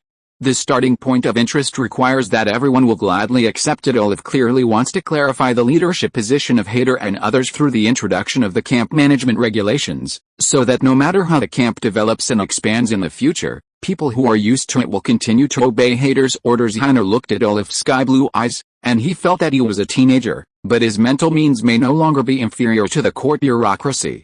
Perhaps Olaf is really the reincarnation of the ancestor Harald that Hader said, otherwise, how can you know how to manage people's minds without a teacher? Chapter 33, Semi-Military Management. There was heavy rain on Vinland Island, the thatched roofs smashed by the raindrops puffed, and many houses began to leak rain, but the people in Hader camp had no time to take care of the problem of rain leaks in their houses, because of the heavy rain for 3 or 4 consecutive days. The low-lying places in the camp have been flooded into puddles. Although I try to choose higher places when building houses, there are still some houses in lower places that have been flooded by rain and become dilapidated houses that may collapse at any time. Hader, who had just recovered from his injury, wore leather jackets, and a dozen men and women each led by Yacht, Hoskard, Kadir, and others, wading in the rain, digging drainage ditches, preparing to send the accumulated water in the camp to the north river ditch. Olaf took Tom and others in their big house to take care of dozens of children, and at the same time, together with some women, looked at the dim figures in the rain curtain outside with concern. The campsite is about 3,000 steps away from the river. Olaf estimates that it's more than 2,000 meters. It would take 7 or 8 days to excavate manually. However, there is a creek that flows northward into the river just east of the camp. This stream is only 700 or 800 steps away from the camp, and it is 600 meters at most. Hader and others were divided into 4 groups and were digging drainage channels to the creek starting in the middle of the night. The digging has now been more than half completed. Olaf estimates that he will be able to dig it in another 2 or 3 hours. Then the accumulated water in the camp will slowly flow into the stream, threatening the safety of the camp. It was temporarily resolved after the men led the wives and children to rest. Hader also lay down on the bed and fell asleep before going to bed. Catelyn looked at her husband so hard, so she couldn't help asking, "Is this too tired?" Hader seemed to have fallen asleep, but he muttered in his sleep, "No matter how tired we are, we will also open up our own homeland. This is the man's home, and it is." The snoring started before the words were finished. Olaf was a little moved. He heard what his father hadn't finished saying, that is, not only died on the road to open up the territory, but also died well. On the next morning, the heavy rain of autumn and winter communication stopped completely. After having breakfast, Hader first read the camp management manual written by Olaf again, and then summoned Yacht, Hoskard, Kadir, and Heine. Except for Hudik's absence, these 4 people and Hader are now the management of the camp. Because the rain hasn't completely gone down, nothing can be done in the camp today, so everyone came very quickly, and they were all there in less than a candle. Katrin poured beer for everyone, and then sat and watched silently. Olaf also sat aside, while his younger brother and sister were still sleeping in the back room. "Guys, I think this handbook written by Olaf is very good. It is all about the management of our camp. There are many things I can't think of. I think it is very good, so please take a look at it. Heine, come here. Read it." Hader handed the manual to Heine, and Heine, who had already known the contents of the manual, took it and read it aloud. "A snake without a head is no good, and a person without a head is unclear. The existence of an organization must have an organizational structure, including leadership, management, and management. The Hader camp has a population of 134, including 42 adult men, 48 adult women, and 44 children and adolescents. The Vinland area is undeveloped, rich in resources and unknown crises, such as black bears and other wild beasts and savages. The camp is better developed and has a place.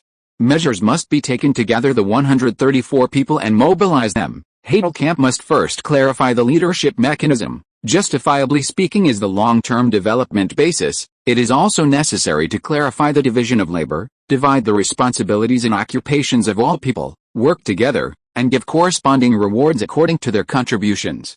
This is called a planned economy. In addition to production, life management and semi-military training are also required. The focus of life management is on human sanitation, and waste should not be thrown away at will. People who are sick should be isolated. Semi-military training means that all men have to train for half an hour every day, training arrays and fighting skills, etc. At the same time, 10 elites are selected to train as musketeers. Olaf is not a real feudal old bureaucrat or manager of the new society. He just writes what he thinks of, so the content of the management manual is slightly messy and not standardized enough. But for Hader and others, it is already quite esoteric, and it is very shocked to hear it. Hoskard pondered for a long time, and first expressed his approval. Others also heard that the clear leadership mechanism is actually to ban officials, and the residents who manage the camp will be justified in the future. The management of life and sanitation and semi-military training in the following is to firmly grasp the people in the camp, and let them be completely obedient through training in life and other aspects. The planned economy is even more powerful. Everyone works together to produce and then gives rewards. This is to grab the money bags of more than 100 people. If it can be implemented according to this method, the hater camp can be implemented. It is really the private property of the hater family. This is more sophisticated than the manor that was popular hundreds of years ago, but Hoskett and others also know that if more than 100 people do not take this special method, they will face the harsh primitive environment and the crisis of wild beasts. Everyone may not develop freely in 100 years, or even perish themselves within 10 years. Hoskett said his idea, everyone applauded, and then discussed for a long time, and finally basically agreed to manage the camp in accordance with a management manual. After everyone discussed the establishment of the leadership system, and Kadir and others invited Olaf to participate, it was set as the manor hundreds of years ago, and the hater camp was renamed Hater Manor. Then Hater became the owner of the manor and enjoyed the management rights over all the affairs in the manor. The four of Ayat, Hoskard, Kadir and Hana were the stewards of the manor and were responsible for hygiene, planting, hunting, fishing, training. The division of labor was carried out by the staff, and Hudik, who was not in the camp, was the captain of the guard, responsible for managing the manor's militia and musketeers and maintaining public order. In terms of details, the Hatters only mastered the distribution and development rights of materials, farmland and other resources. www.wuxiaspit.com. After everyone unified their thoughts, a general meeting of the Hater camp was held. At the conference, Hater announced the notice that the camp was changed to Hater Manor, and at the same time read out the fine-tuned management regulations, and clarified the responsibilities of the four people. Jot, Hoskard, Kadir, Hina and Hudik. The owner of the manor has ownership and control over the land and other resources in the manor, which is the situation in ancient times. Most of the free people in Iceland were the serfs and tenants of the manor owners in ancient times. They were granted farmland and free people status because they served the manor owners for a long time. Now that Hater is asking to re-establish the manor system in Wenland, the more than 100 people in the entire camp have become Hater's serfs or tenants. This news is actually unacceptable to everyone. However, the management regulations go on and on. Everyone heard that the manor is only a name. In fact, everyone is still a free citizen. Personal assets and wealth will not be invaded and deprived, and at the same time will be given according to everyone's contribution and corresponding remuneration. People in Iceland who have just experienced the disaster of black bear killings and heavy rain flooding the camp understand that if you want to live now, if you want to live well, and let the benefits that Hater promised to be fulfilled, then you must closely unite in Hater. After a long time of tumultuous discussions, the people of Iceland did not realize that this management regulation had any damage to their own interests. On the contrary, it was conducive to the development of the camp and allowed the land wealth promised by Hater to be implemented as soon as possible. So more than 100 people raised no objections. Hater Manor was formally established, and at the same time the management established, Hater Manor's production and life mode was also determined. Chapter 34, Hater Manor. After the establishment of Hater Manor, Hater, as the owner of the manor, ordered that, in order to resist wild people and beasts, and for the happy life of everyone in the manor, starting from tomorrow, each family will send a man to conduct military training and strictly enforce hygiene and other requirements. Those who did not change after repeated teachings were expelled from the manor, leaving them to fend for themselves. And when people in Iceland found that Hater was really moving, so they were obedient. The next morning the men were trained outside under the leadership of Hater and Kadir, while the women first dumped their garbage outside the camp, and then they were there, under the leadership of Yat, together with other old men, weave ropes with bark and weave containers with vines. It will be completely cold soon. The food stored before should be put in containers. Now it is necessary to make enough utensils, prepare adequate food items for the winter, and then distribute them. In addition to helping the family with some things, the children still have nothing to do most of the time. Olaf takes 20 or 30 children to tell stories and play games in his big thatched cottage. The stories about the heroic deeds of Water Margin and the romance of the Three Kingdoms, in order to brainwash these children and adolescents, so that they can develop loyal thoughts, be loyal to their own family, and have a strong sense of loyalty to their leading brother. After all, these little guys and so on. After a few years of growing up, he has become Olaf's team. There are 44 minor children and adolescents in Hater Manor, of which 5 are too young, 20 are girls, and 19 are male children and adolescents. As the young master of the manor, Olaf is one of the most able to fight. As early as Iceland is the king of children now in Vinland, the status of Heir and Olaf have been linearly improved. Although the children don't know anything, Tom and other teenagers understand that there is a bigger gap in identity, so Tom, Halleck, Salrak, Yaluki, Harry, and Val, the 6 closest children to Olaf, first ask other children to treat Olaf more respect, but after all, they are all farmers' children and don't understand the rules, so everyone is still a group of playmates headed by Olaf.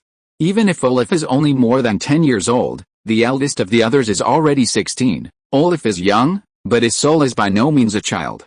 In his eyes, these 24 boys and girls have no city, and their emotions and thoughts are clear at a glance. Therefore, Olaf always makes these children who follow him love him more and get closer to him. Heir Manor began the critical period of hoarding food, making tools, and training militias in the early winter. Olaf is also using storytelling and other means to win over the hearts of children, and at the same time try to instill their loyalty to his family. While the Heir Olaf and his son were busy, on the southeast corner of Vinland Island's Hangdong Peninsula, a large Kirk ship with a sledgehammer flag passed by the sea and approached the outlet of the Shanbai Creek. Hudic and Hill took the sailors from the 2 camps all the way from the north side of Vinland, and started to search for Hagrid's camp around the island. Old teacher Hudic. Have we been out for more than half a month? Hilter stammered and asked. Looking at Hudic, who was lying on the deck and looking at the island. It's been more than 2 weeks. Hudic moved his fingers to the fortune and nodded. Since this voyage, Hudic has been taking a closer look at any place that can be docked every day, looking for it, not only the coast of Vinland Island, but also some of the surrounding big islands. He doesn't bother to look at it.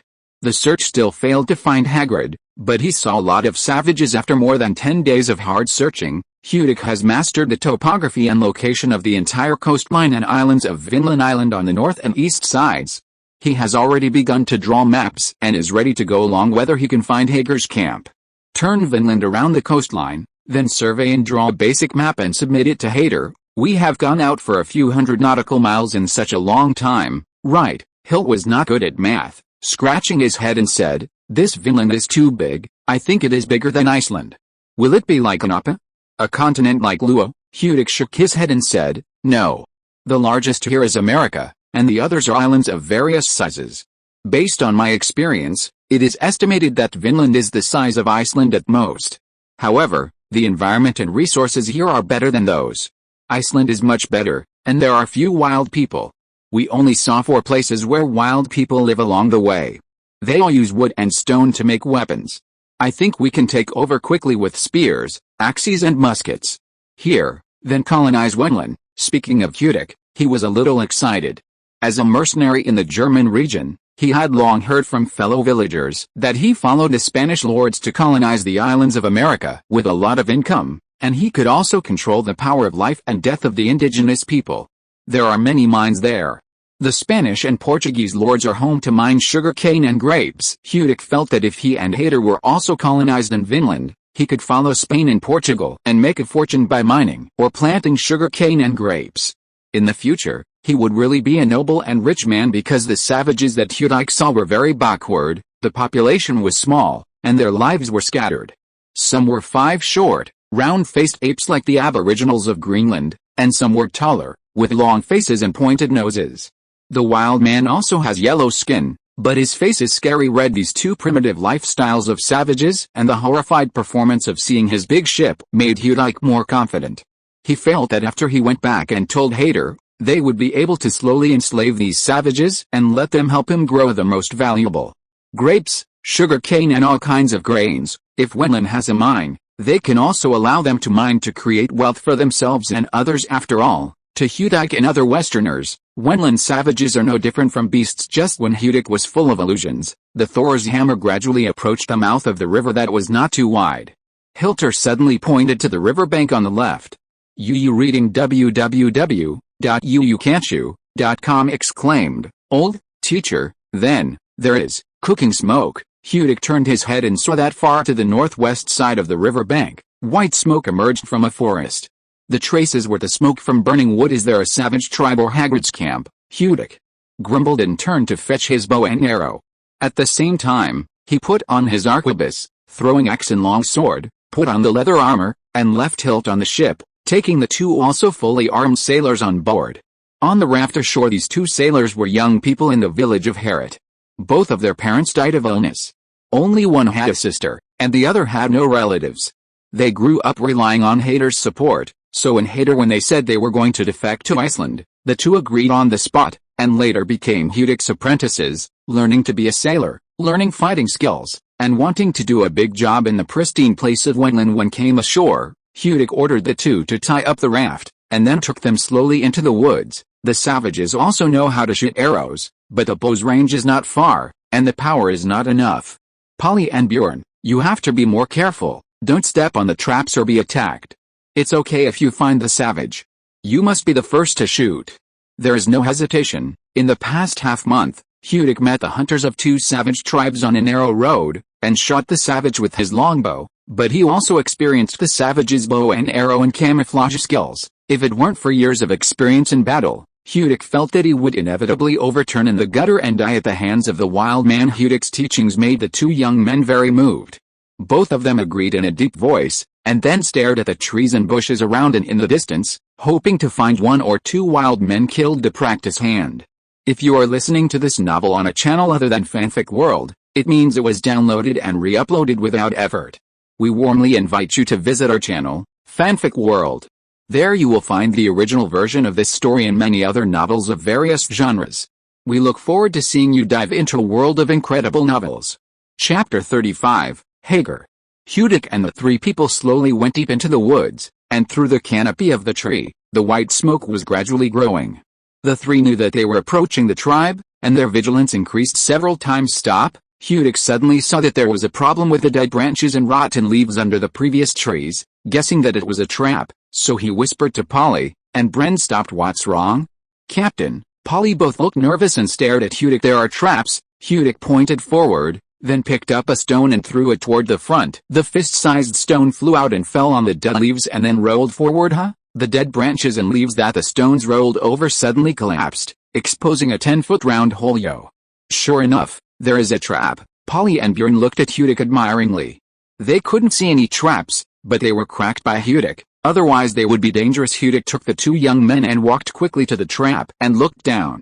He saw a few iron spears glowing with white light, which changed his face, and then he smiled and pointed to the smoking foothills not far away. Hagrid's camp has been found. Polly scratched his head, but Bjorn's eyes lit up, pointing to the spear in the cave, and said, except for Hagrid camp, there is probably no one on Vinland Island who would use iron spears as traps. Those wild men use wood and stones are weapons. Polly also nodded and smiled. Let's go there and find Hagrid. Polly and Brumby are about 10 years younger than Hagrid. They have heard about Hader and Hagrid's voyages, robbery and business since they were young. They admired the two predecessors very much. Hagrid admired the pinnacle even more, so he couldn't bear his excitement and wanted to rush towards the foot of the mountain. Don't worry, Hudik was very cautious, grabbed the two of them, and whispered, what if this iron spear is something that Hagrid and the savage lost during the fight? The savage might also use it as a trap. Hagrid is very good at fighting. How could a savage get a weapon in his hand? Hudik looked at the two young people with different expressions, smiled in his heart, and then slowly moved closer to the foot of the mountain. The two young men were still talking, but when the captain was walking away, he held back his thoughts and hurried to follow. Approaching Hudik at the foot of the mountain, I saw a walled city with a low wall of wood and earth and stone built halfway up the mountain. The semicircular wall is only 1 person high. Behind the wall is the mountain on both sides. There are also several watchtowers on the wall. There is no one on the tower now. Seeing the familiar shape of the bastion, Hudik's tight muscles were slightly loosened. He squinted and saw that there were several men wearing animal skins and holding bows, arrows and axe on the city wall with white skin. Hudik finally relieved his mind. It seems that this bastion-like camp based on the foothills is Hagrid's camp. After speaking, Hudik took off a ringing arrow, engraved his name and Hagrid's name on the shaft of the arrow, and then shot it towards the city wall. Woohoo! The arrow shot into the walled city. Suddenly there was the sound of snare drums in that city, and then there was a clamor. Hudik and 3 people lie behind a huge boulder. Quietly looking around after a candle was burning, the gate of the city was pushed open, and a group of people rushed out cautiously wearing leather armor with spears, and then a tall man wearing plate armor and holding a large axe riding a tall and majestic horse pulling the horse out. There was another tall man behind him wearing a plate armor, holding a spear and riding a more toned mixed horse, rushed down from the foot of the mountain and reined in, standing on the grass. The tall man riding a horse looked around, then shouted loudly, "Hudic! Hudic! I'm Hagrid. Are you there?" Hudic listened to a few words, then jumped to the stone, laughed and said, "Hagrid. Hagrid, brother. I am Hudic." Hagrid turned his head and looked at Hudic for a while on the horse, and then got off the horse with a laugh. Hudic took Polly and Bjorn towards Hagrid. After a while, the two sturdy men embraced and shook hands cordially. "Brother Hudic, didn't you go sailing with Hader for business? Why did you come to Vinland? Has Hader come?" Hagrid and Hader look similar, but his beard and hair are white and shiny, but he is taller and stronger than Hader, standing in front of Hudic like a polar bear. Hudic is already 6 feet taller than ordinary people, but he stands in front of Hagrid like a child. Hader is here too, and the entire Heir village has moved to Vinland. "I'm just here to find you." Hudic smiled. The scar on the corner of his eye twitched slightly, and looked at the tall young man behind Hagrid. His handsome, familiar face and brown beard and hair smiled and said, "Olaf, how are you?" Olaf, who followed his uncle Hagrid to Wenland, is now a 23-year-old boy. In 7.5 years, Olaf changed from a boy to a mature and handsome young man. He has been sailing alone in recent years, carrying Wenland's special products such as bears, deer, foxes and other furs for sale in Scotland, Ireland, and England. He has already experienced maturity and bravery. He is a hero who doesn't need to be different from his father's generation. Uncle Hudic. Hello. We have not seen each other for almost 2 years. Are you still in good health? Olaf looks handsome, but his beard is brown, which is somewhat different from Olaf. He seems to have inherited his father. There are more characteristics, he and Hudic said with a smile after hugging. "I'm fine." Hudic smiled and nodded, then introduced Polly and Bren to Hagrid and Olaf, and everyone went back to the camp as they spoke. This place is called Hagerberg. There are now more than 500 people, half of whom are white slaves recruited from Scotland and Ireland, and nearly half are captured Indians and Akismas. These savages are still obedient.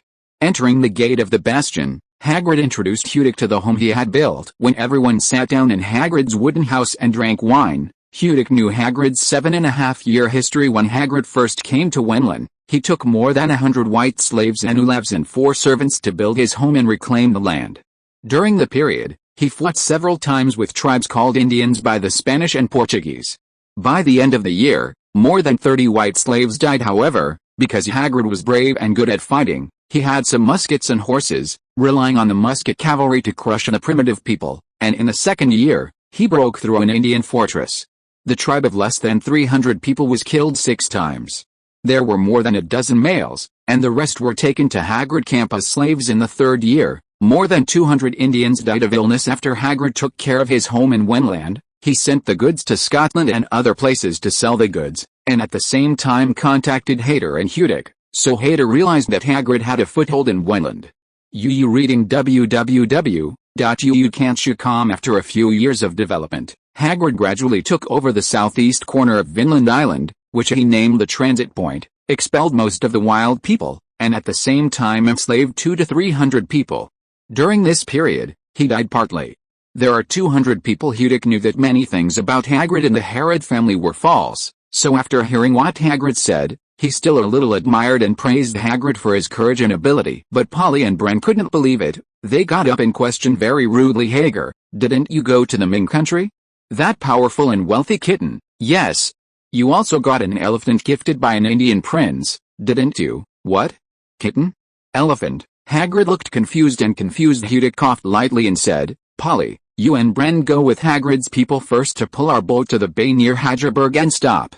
It's not okay to always stop on the surface of the sea." After Polly and Hagrid left with Hagrid's old servants in anger, Hudic explained to Hagrid in detail how Hader was entrapped by the joint governor of Sigforth, and Hader was persuaded by Olaf to Askami, the saga of the Hrut family written by Elder Yi, and was finally attacked and killed by Sigforth's relative Hazel, and then sentenced to exile on the glacier. Everyone intercepted and killed the guards, saved Hader, and then threatened the villagers of Lut migrated to Wenland together. Hudic said a series of things. After half an hour, he lifted his glass to drink and quench his thirst. However, Hagrid and Olaf were amazed. The two of them could not have imagined that Hader had experienced such a wealth of things in just a few months. The two of them also became legends in the saga epic, and they have been compiled into many. The wonderful stories and experiences make them feel very strange. Chapter 36, Hadgerberg. Hagrid and Olaf were able to go to Wenland 7.5 years ago because they were guided by Olaf's ancestral spirit possession and manifestation. In addition, 7 years ago, he quickly gained a foothold and relied on Olaf's guidance to recruit white slaves near Scotland. It was a large population that made it through the siege of Indians and Ikismus, and finally took a place. Hearing about the changes in the family from Hudic, I also understand that it was Olaf that allowed the family to escape from the dead in this accident, and the two admired Olaf even more. Olaf thought for a while, and whispered, "Uncle, I think we still want to find my father and Olaf. We need to work together to develop better. Only with a larger population can we rule Vinland. And I think Olaf will help us. With better development, the saga of Therut family may have a vague attitude. This may be beneficial to our family ruling Iceland and people from Scotland, Ireland, and England. Hagrid's martial arts and power are better than Olaf, but his mind is not as sharp as the old nephew." He frowned and nodded after thinking about it. "Okay. Let's go to Hader right now." Olaf nodded and said with a smile, "The entire transfer corner and the nearby 2,000 plus verge, 3 square kilometers, land are our territory, and there is no powerful savage tribe on the entire Nihotau Peninsula. We are already the strongest. A big existence. If it weren't for the population to occupy too much of a place, it would have ruled the peninsula long ago. Now my father and them are here, we are going to see him, ask them to come too, and our family will re-establish Herod in Wenland. The family manor. Is it possible to build a country in the future?" Olaf is a young man with broad insights and ambitions corresponding to his insights.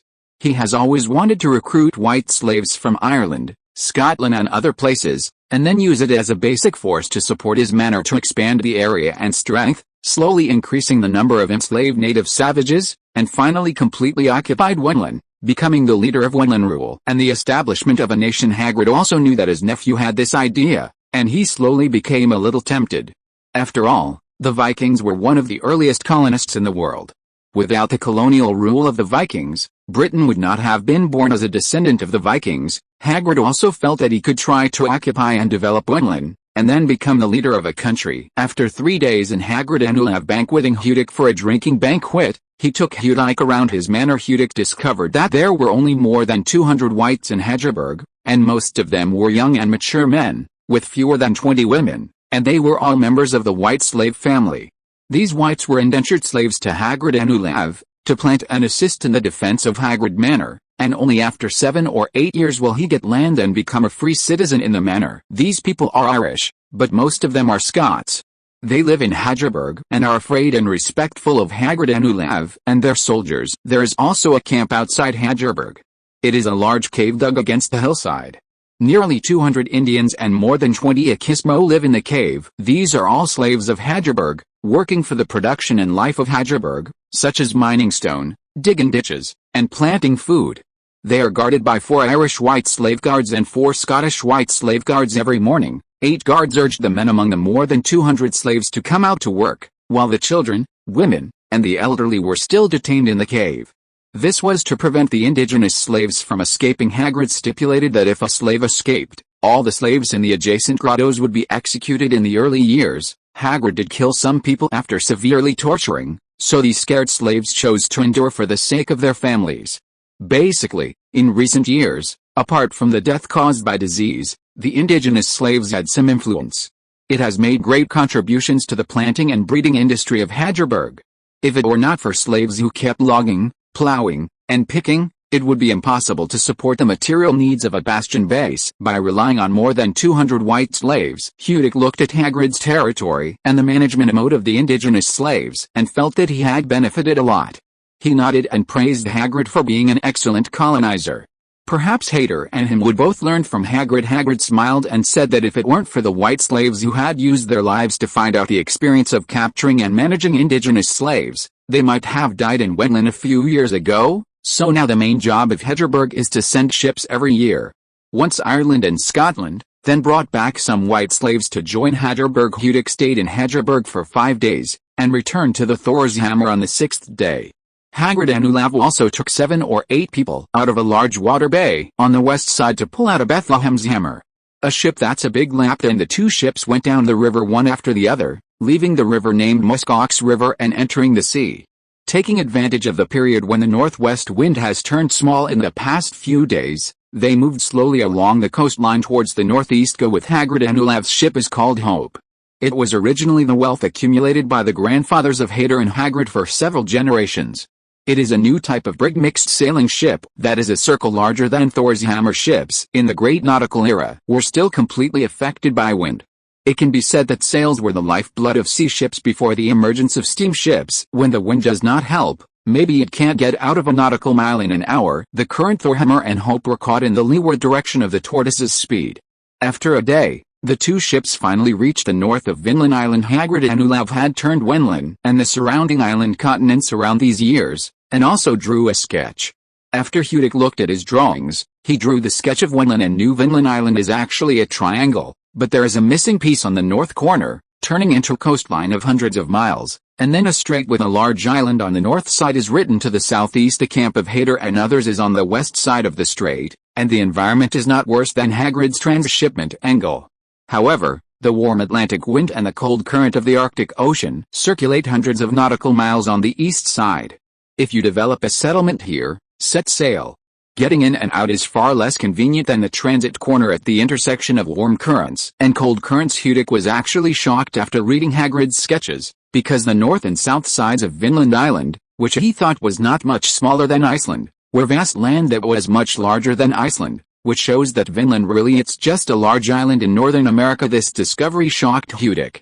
He felt that if he and others occupies the land under the eyes of the Spaniards, it would be dangerous. Spain, which loves to eat alone, has a strong fleet. If he starts to wait for others, there is no chance to fight back. Having lived in Vinland for 7.5 years, Hagrid, who has dealt with both English and French businessmen, is very clear about the situation in the Americas. He saw Hudic's concerns and smiled and advised him not to worry, and explain the Americas. The real situation nowadays. The Ibero people know that America was forbidden by Spain and Portugal as early as a century ago, and it cannot tolerate other countries to intervene to share the benefits. However, because the Spanish Invincible Fleet failed to conquer England on several occasions more than 20 years ago, England and the Netherlands rose rapidly, and France also took the opportunity to tear apart Spain's defenses against the Americas. Britain, France and the Netherlands both penetrated into the Americas and extended their share of the pie. Big hand. Even the current Danish King Christian IV has awakened that overseas colonization is a means of power and the necessary means of plundering wealth in the era of great voyages, so he established the Greenland Colonial Company and the East India Company successively, and the West India Company will be established in 45 years. The Indian Colonial Company, and successively occupied St. Thomas, St. John's, St. Croix and other places in the Caribbean, and engaged in slave trade and the development of colonial plantations. It was not until 1917 that the United States was awarded $25 million. I bought 3 islands for the price. www.ooksiaspit.com. Although the European powers will eventually carve up islands and colonies in the hands of Spain and Portugal, it was the first that the Netherlands began to seize the Brazilian region in 1624. The real countries simultaneously seized a large number of colonies from it. Only started in 1634, it is 1627. Whether it is a powerful country or a jebel company that has been coveted by the West for many years, they are still waiting for the opportunity to cut into the richest Central and South America, which is the so-called Latin America. In later generations, North America currently has only 2 or 3 dispensable, self-defeating strongholds established by Britain and France from the early 17th century. They were of little use before 1630, and at most they collected some animal skins for His Majesty. In other words, there are no gold and silver mines in North America, and the vast environment is not suitable for planting sugar cane to make sugar. It would be better to develop Central and South America in order to obtain the greatest wealth. Hagrid appeared in Vinland at this juncture. In the eyes of the French and British colonists who were only concerned about North America, an Icelander who grew grain and grapes and enslaved savages was not harmful, but they were rarely seen in the barbaric land. Good neighbor.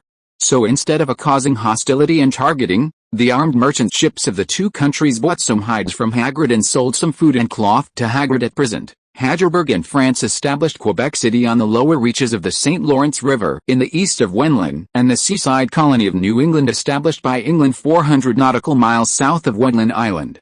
Both maintain occasional trade and provide some treasures for the colonial companies of the two places. The fur of the animal is considered to be in a harmonious relationship. Heidelberg, Quebec City, and New England were later hailed as the three major colonial bases in North America.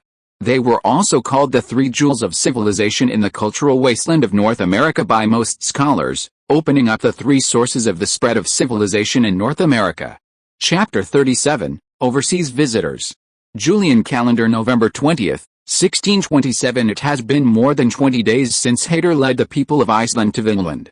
The walls of Hader Manor have been increasing and becoming stronger. There are more and more Icelandic-style longhouses in the manor, and at the same time they are becoming more stable. Hader and other big and small leaders take most of the men to train and go hunting every day, while Yacht takes the remaining men and women to fish and pick pine nuts, hazelnuts and other nuts. Before the harsh winter when Hader and his party came to Vinland, the food they brought was limited. If they sat in the mountains, even if they had eaten all the animals, they would have nothing to eat after the winter. So since they settled in the waterfall valley named by Hader, people in Iceland have been trying hard to get food every day. Except for daily consumption, the rest is salted and dried in coarse salt for storage. Originally, the children had to do some work for the manor, but Olaf wanted to teach children knowledge, so in the past 10 days, more than 20 children of the manor have followed Olaf to learn words, listen to stories, and play games. Whether it is these children or adults such as Hader, they don't understand why Olaf takes the younger generation to play every day, but Hader, Yacht, Hoskard and others trust Olaf. After many events, they all no longer treating Olaf as a child, so their unanimous opinion is that Olaf must have a different meaning, so he let him do it. In fact, Olaf did have many goals. He felt that since he came to the Americas in the age of great voyages, he could not let go of the opportunity to colonize the Americas. Taking advantage of the fact that Britain has not focused on colonizing North America, his father and son may be able to work hard for decades. Cessation of land and founding of the country will also be a figure in the history of the future. For the future, Hader Manor must constantly recruit white people from Europe. As the number of white people from all over the world increases, and as the number of savages slaves increases, Olaf feels that it is the most important to help his father and control the manor. Good candidates are the villagers who also moved from Harad village. These children and adolescents will be able to grow up in less than 10 years. Now I teach them more culture and brainwash them with loyalty thinking. In the future, they will be their own team. Olaf buried his ambitions and thoughts deeply, using loyal stories and team-building activities to slowly unite the children in the manor with him. He is ready to let Heine and Kadir have time to train these children. Fighting skills and knowledge that can only be contacted at the noble level of the leader help them to enhance their vision, increase the upper limit of their abilities, and lay the foundation for their future management of the manor. The current status and property of European countries are implemented in accordance with a biblical eldest son inheritance system, but in some countries daughters can also inherit, but in Northern Europe such as Iceland, the eldest son inherits, and the second son can only get a little bit of poor inheritance and then make a living road. Olaf is now starting to lay out his confidants, so that in the future, if his father's estate wealth is passed on to his eldest brother Olaf, someone under his own can lay down another place if Haddard lives for a few more years. And when Olaf grows up, he will confidently support him in establishing a new colony with his father. This will also require manpower. The children of Hader Manor are the confidants of the future Olaf. In addition to colonizing Vinland and even North America, Olaf actually wanted to wait until he had the strength to plan ahead of time in the future European 30 Years' War, the 7 Years' War and the Great Northern War, the Portuguese War of Independence and other battles in advance to take advantage. Smooth. Maybe Olaf will be able to surpass his father's achievements in his lifetime. Early in the morning on the 20th, Hader took 6 people including Kadir and Hoskid to hunt, leaving Yacht and Heine at home in the morning. Olaf was telling the more than 20 boys in front of him that loyal people can enter the Hall of Valor and ascend to heaven. At the same time, he explained a few stories of loyalty, both ancient and modern, both at home and abroad. Suddenly, he heard the sound of drums on the watchtower of the manor not far away.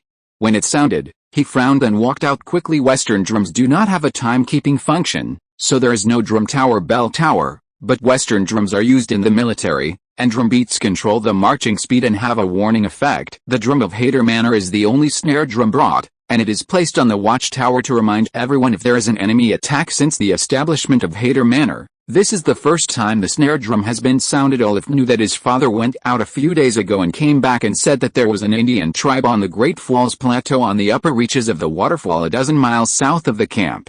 This was the only savage tribe they found around after they approached quietly, and this tribe, the population is about 400 to 500 people, which is much stronger than Hader Manor. Since Hader brought back the news 3 days ago, the people in the manor have become nervous, lest they be attacked by wild men now that the snare drum is sounded. Both Olaf and others in the manor think that the Indian tribe has attacked, and many men, women and children in the manor rushed out with weapons. On the lookout tower was Karl, who he slid down from the 4-person tower, and Jod and Heine, who happened to stay in the manor, came over with a dozen males.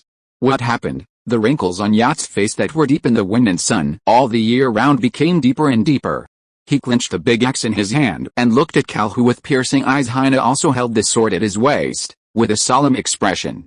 Although the Icelandic men behind the two did not have little training, they had never experienced battlefield after all. UUCanchu.com looked a little worried. I saw 2 large ships approaching the estuary of the Waterfall River in the distance, the Thor hammer in the front, and a large ship in the back. Now both ships are parked at the estuary, and people have come to pull their fibers. Karl, who pointed to the north estuary outside the woods and said anxiously, "Oh." Jod frowned and looked at Heine. "Hudic is back? What ship is behind him?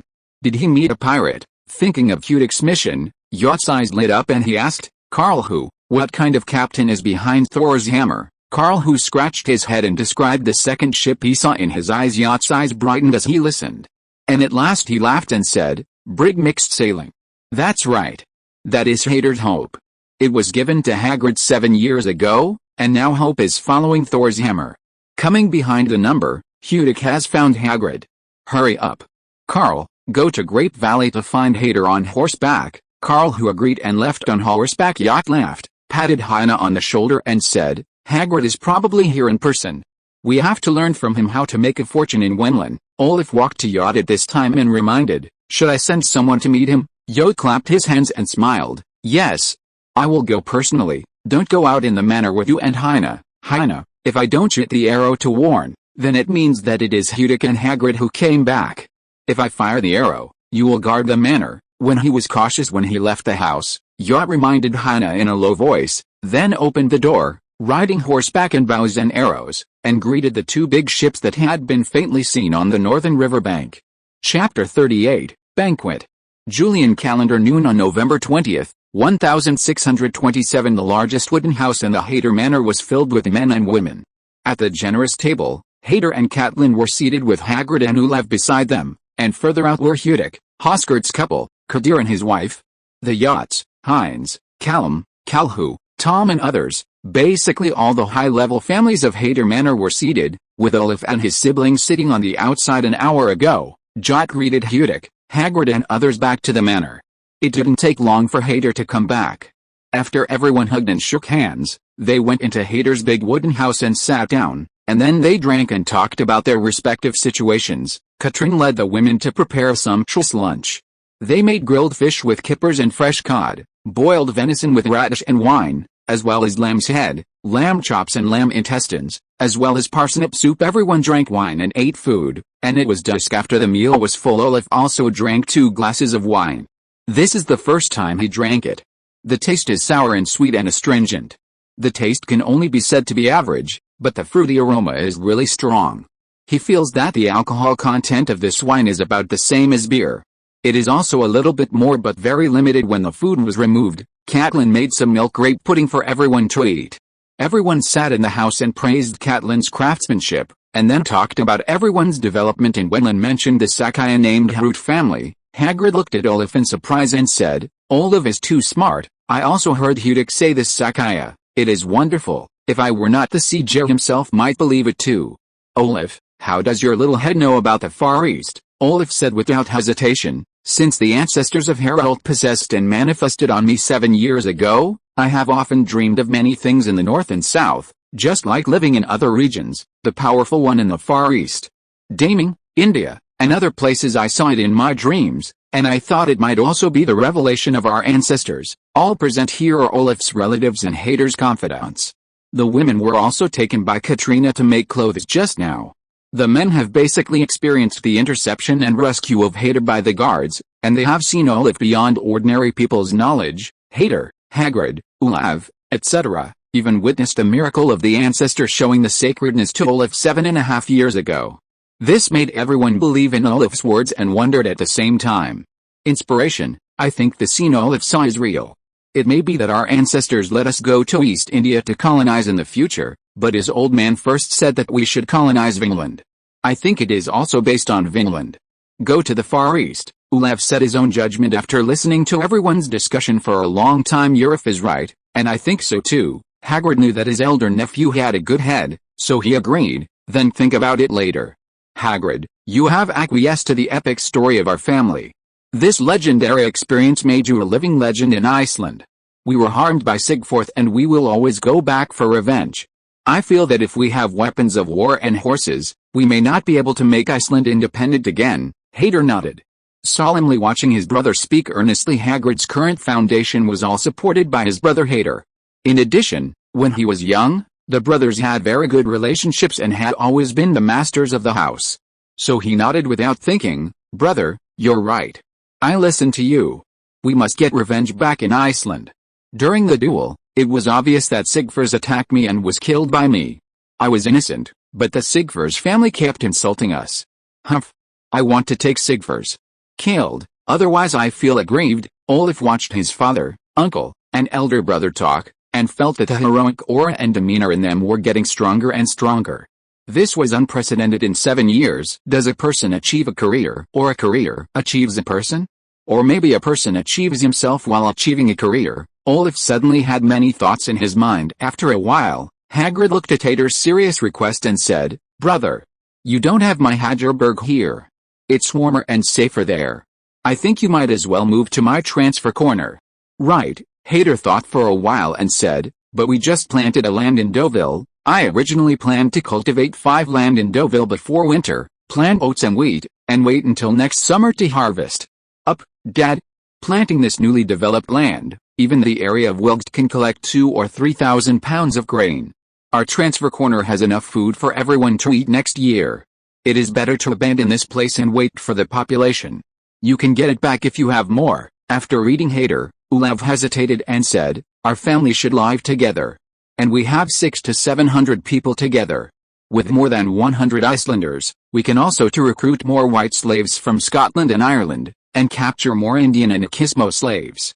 Next summer, we will be able to double the number of slaves, and it will definitely become a large manor with a population of over 1,000 before the fall. Yes, the scar on Hudik's face was also beating slightly, and he said excitedly, Hader, if we merge together, we can occupy the Bullhorn Peninsula in a few years. Hader also looked at the drawings of Hudik and Hagrid just now, and learned that the southeastern peninsula in Wetland was named Nugeo Peninsula because of its unique shape.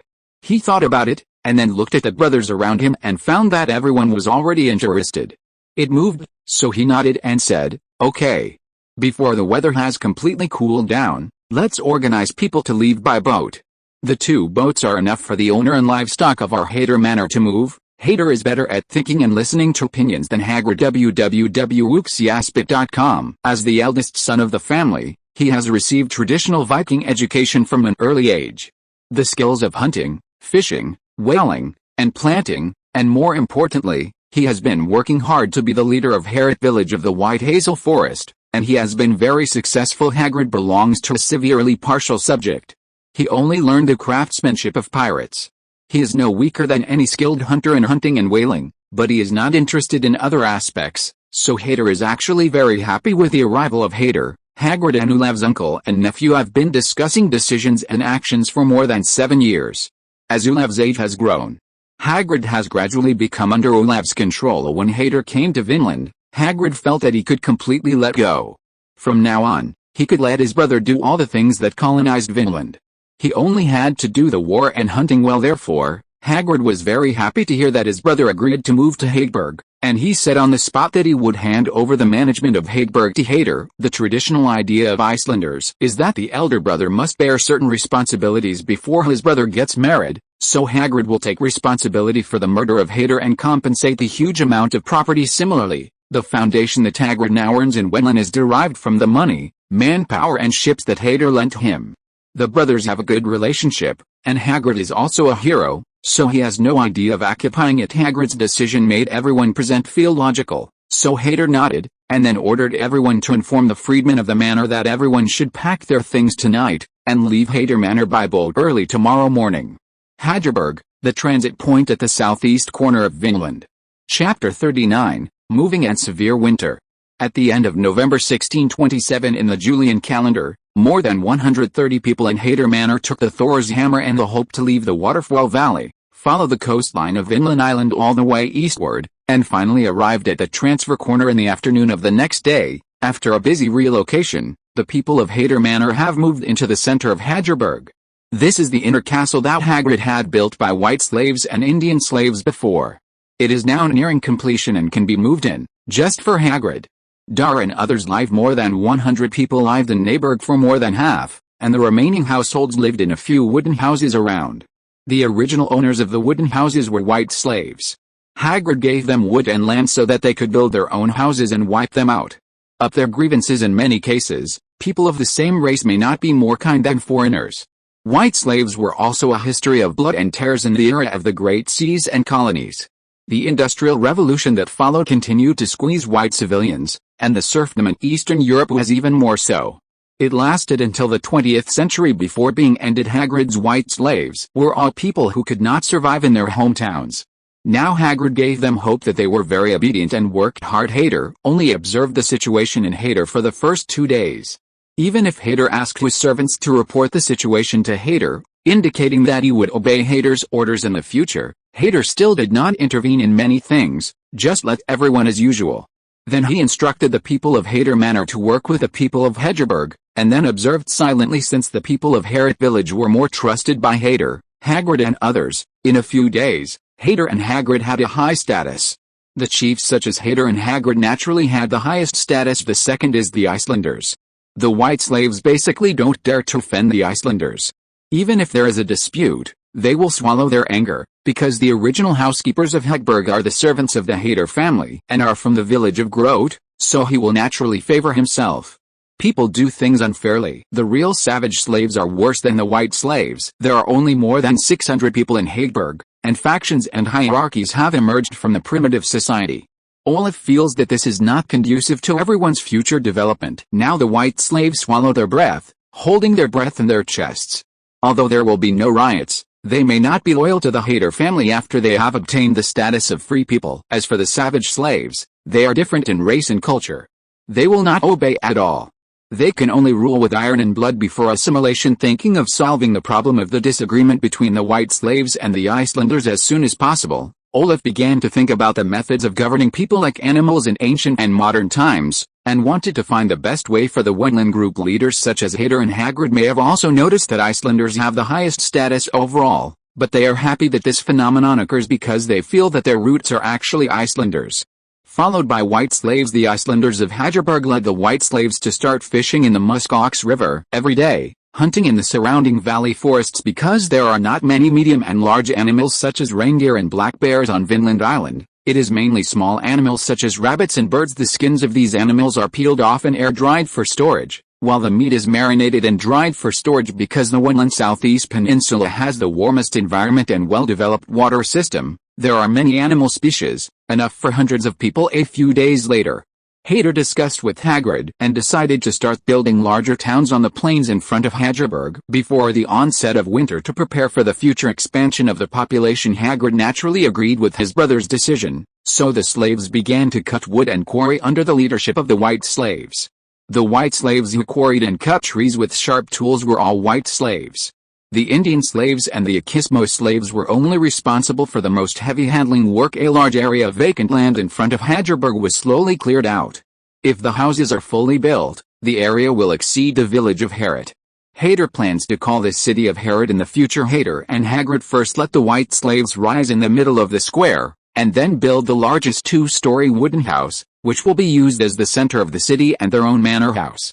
After all, if there are conditions, it is better to improve living conditions. Hagrid was inspired to train militiamen in his manor every day before learning about Hader, and he began to select more than a dozen strong white slaves half out of production and brought them together for training. With a few light rains, the weather in Vinland became colder and colder. The surface of the stream began to freeze in mid-December, and the savage slaves began to appear sick and even died. Hagrid is very experienced in dealing with these things, and immediately ordered other slaves to throw sick and dead slaves into the distant valley, so as not to spread a disease or even form a plague. Olaf couldn't bear to look at it, and he also heard these things from the crowd. By the end of December, heavy snow covered the sky overnight, turning all the places visible to the naked eye near Hadreberg into a snowy kingdom of ice, and snow slaves and white slaves stopped work a few days ago and huddled together in the cave cabins to keep warm. Olaf's family was warming up around the fireplace in the wooden house in Hadreberg. Now it is icy and snowy outside. Olaf estimates that it is about -10 degrees. Anyone will freeze to death if they stay out soon. So now the entire Hadreberg people stay at home and do not go out. For example, Heir Olaf's house and other chiefs' homes have wood fireplaces for heating, which is rather comfortable, but the afflicted white slave had to cover 2 sheepskin quilts on the bed of the wooden house to ensure that he would not be frostbitten to death. Only when he could not hold his stomach would he be hungry and grind his teeth to cook some oatmeal. The slaves in the cave are even more miserable. They can't eat food with oily water on weekdays. Now they only have a pot of porridge made from grass roots, dried fish, black beans, etc. every day. Although they are not hungry, they are definitely far from being full. There are thousands of miles. The slaves who did not have fat to provide calories hugged and shivered in the innermost part of the cave. In a few days, they would freeze and starve 1 or 2 elderly and frail people. However, every Indian slave looked numb and seemed to have become accustomed to the misery of life. After all, whether they were slaves to the whites or captured in the tribe, their fate was either killed or even sacrificed to the gods. Either he was tortured to death as a slave. The fireplace burns warmly, and Pikau stood in front of the fireplace and picked up the wood with tongs, so as not to press together and smoke back to the owner. Olaf, dressed in linen clothes, was sitting in front of the fire and drinking milk in deep thought. His younger siblings took a nap in the back room. Brother Olaf and his father Heir drank hot butterbeer with Hagrid, Kadir and Heine, and ate roasted bacon not far away. Katrin and Kadir's wife and daughter made small pieces for Heine's upcoming child clothes. In ancient times, when productivity and technology were low, it was only in winter that they could only stay at home. The people of the Ming dynasty in the Far East may still be able to go out in winter. Even if they get cold, ask the doctor to grab 2 doses of medicine. But for Europeans who are short of medicines and have no real doctors, if they go out in winter, they can only get cold. I can bleed and wait for death. The tradition of Icelanders for hundreds of years is to live with friends and family after winter, eat, drink and play every day, and hide in the room to spend the winter. It is also because of this lifestyle that Icelanders are more united and more trustworthy between relatives and friends. If you are in Iceland, the cat will stay in the house for at least 5 months, but when land is warmer than Iceland. Olaf estimates that it will be warmer in February next year. The elder brothers and fathers drink and chat every day, match wrist wrestling and other wrestling games. Olaf is not interested in these. Every day under the service of Pikau, he spends his time in clothes and stretches out his hands to open his mouth. At the same time, he slowly thinks about the sea. The management staff of Djurberg and the plan for future development are being perfected, and they will tell their father and uncle when they are ready to think about it. Chapter 40, Icelandic Musketeers. Heir and Hagar personally led a militia team composed of more than 100 Icelanders and white slaves in the snow to train battle formations and martial arts in the snow. 80 fierce white slaves lined up with spears in front, 30 Icelanders lined up with muskets in hand. Heir and Hagrid each led a team. Heine, Kadir and others were also in charge of dozens of people. This formation is the product of the combination of the Spanish phalanx and the Morris phalanx. The proportion of the musketeers accounts for more than a quarter. If there is a small group of light cavalry to cover from one side, it will be a small, modern unit. Heir brought 12 arquebuses to Vinland, 2 of which were old-fashioned muskets that were heavier. Hagrid bought 2 muskets in 7 years.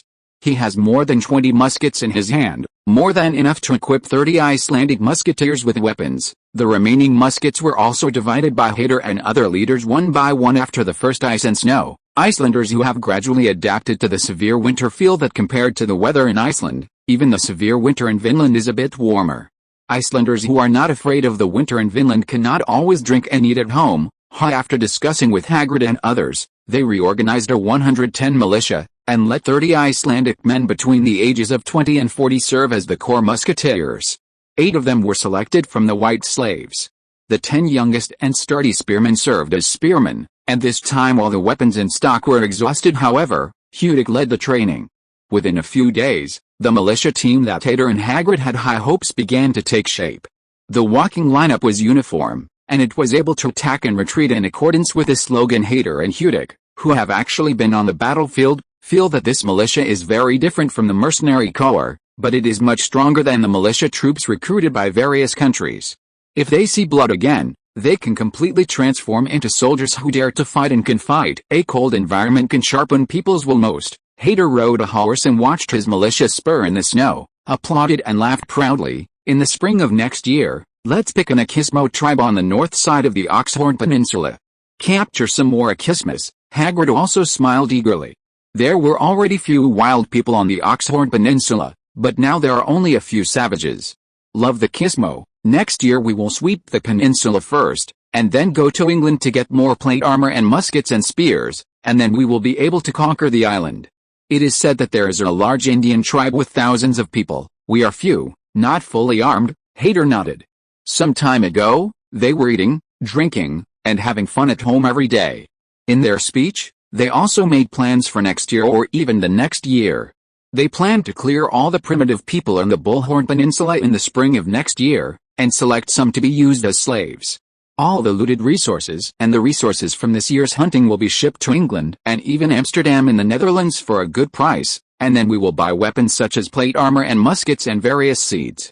If we still have money, we will buy more horses and bring these weapons. The equipment recruited white slaves from Ireland and Scotland to come to Wenland. And when the 2 large ships returned to Wenland, it was the Herat Manor. After the people of Hader came to Hadgerberg, Hagrid Manor was renamed Herat Manor, and Hadar's parents were the first leader, when his strength greatly increased and he was attacking Vinland Island. Since the end of the Middle Ages and the 100 Years' War between Britain and France, European countries have greatly increased their military strength. The emergence of arquebuses, plate armor, various new phalanxes, and strong ships and guns has allowed the European countries to stand in the world of military strength and technology. Forefront since more than 100 years ago, Spain and Portugal relied on advanced technology to destroy the 2 empires of Latin America and engage in colonization. Then Southeast Asia and West Africa were attacked by cities, colonial rule, and even Daming was attacked by Portugal twice.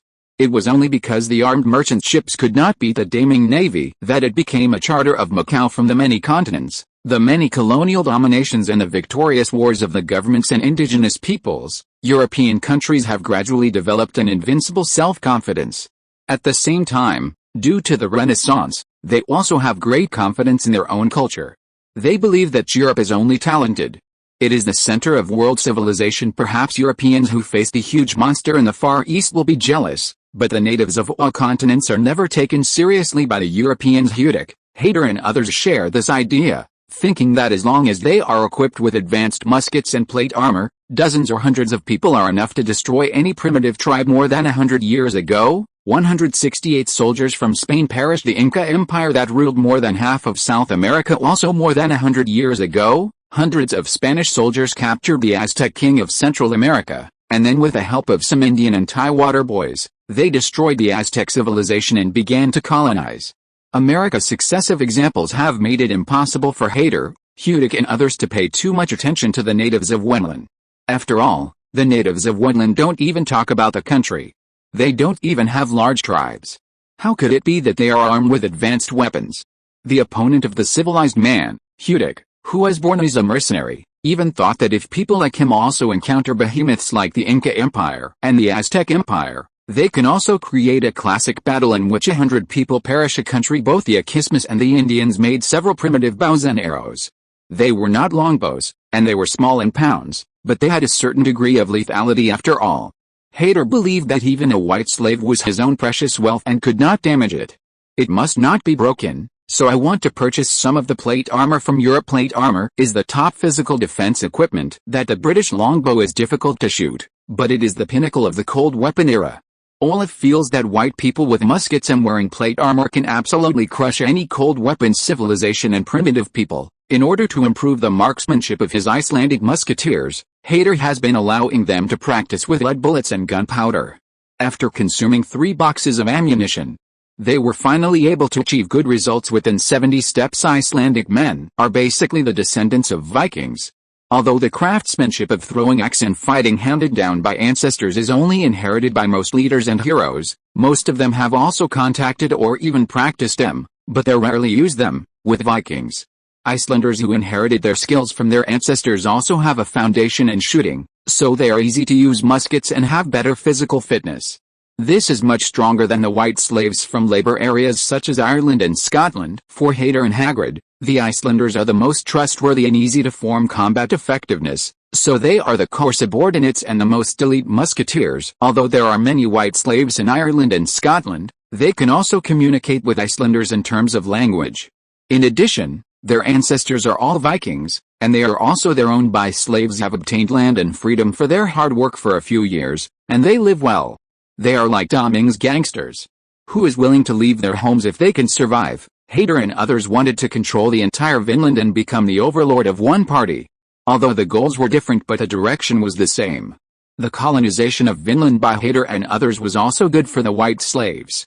Therefore, in the plan of Heidar and others, the white slaves were the backbone of the colonization of Vinland. Only by the continuous migration of whites from Europe, the position of himself and others in ruling Vinland will be stable. As for the Indians and Ikismas, for Heidar and others, they are the cheapest slaves and the lowest class people. They are animals that are constantly being squeezed, and it is not a pity to die. For this, Heidar and other white people same Olaf is not so indifferent. He only thinks that this is because the culture and education are different, so the values are different. The European countries of this era are constantly fighting. The contradictions among the nobility, the bourgeoisie, the common people, and the slaves are prominent.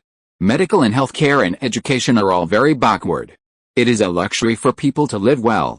How can they be compassionate? And the dominant position in European culture is religion.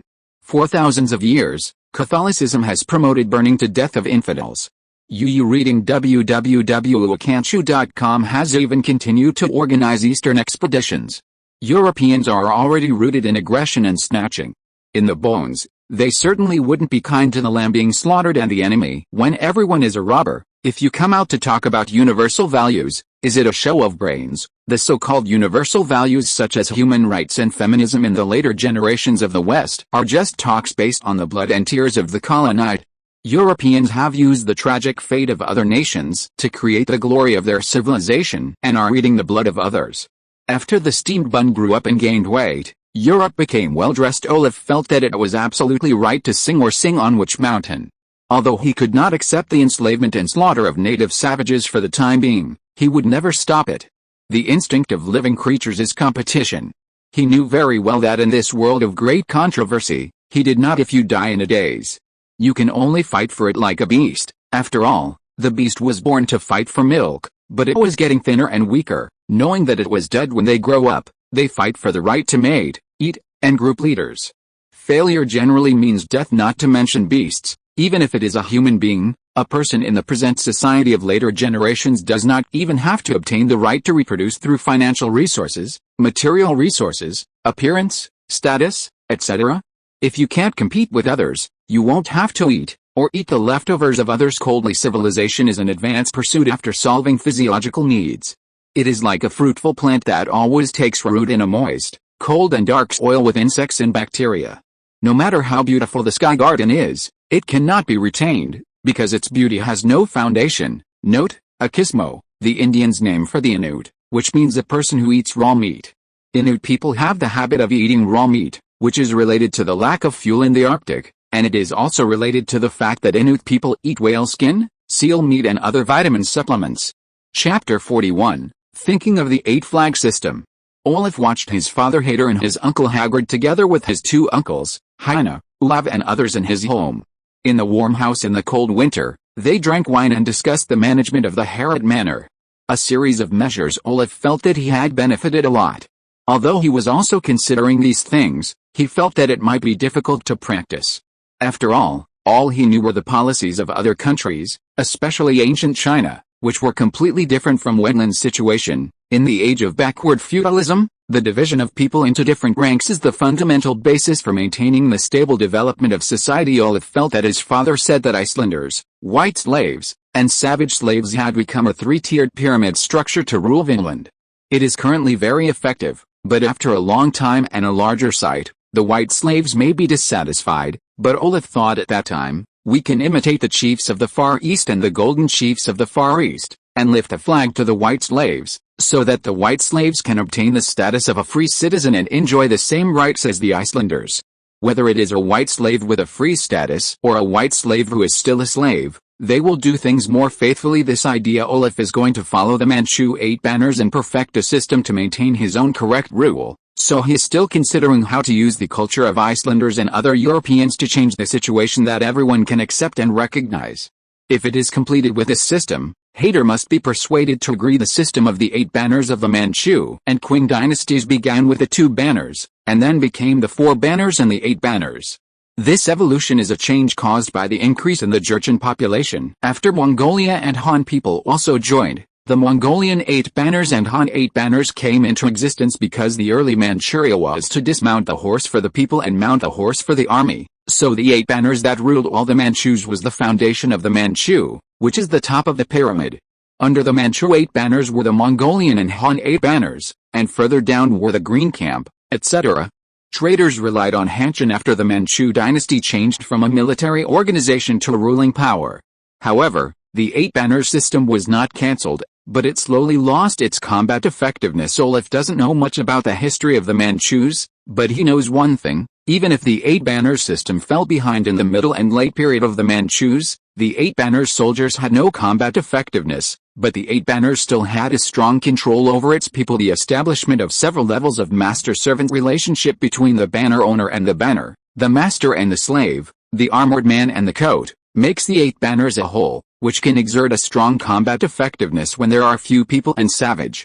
Because the master can determine the slave, all the slaves can only serve the master with all their strength. It can be said that the 8 banner system is a system for cultivating slaves after Europeans experienced the Middle Ages and the Renaissance. Now, except for Eastern Europe, serfs have become the past tense.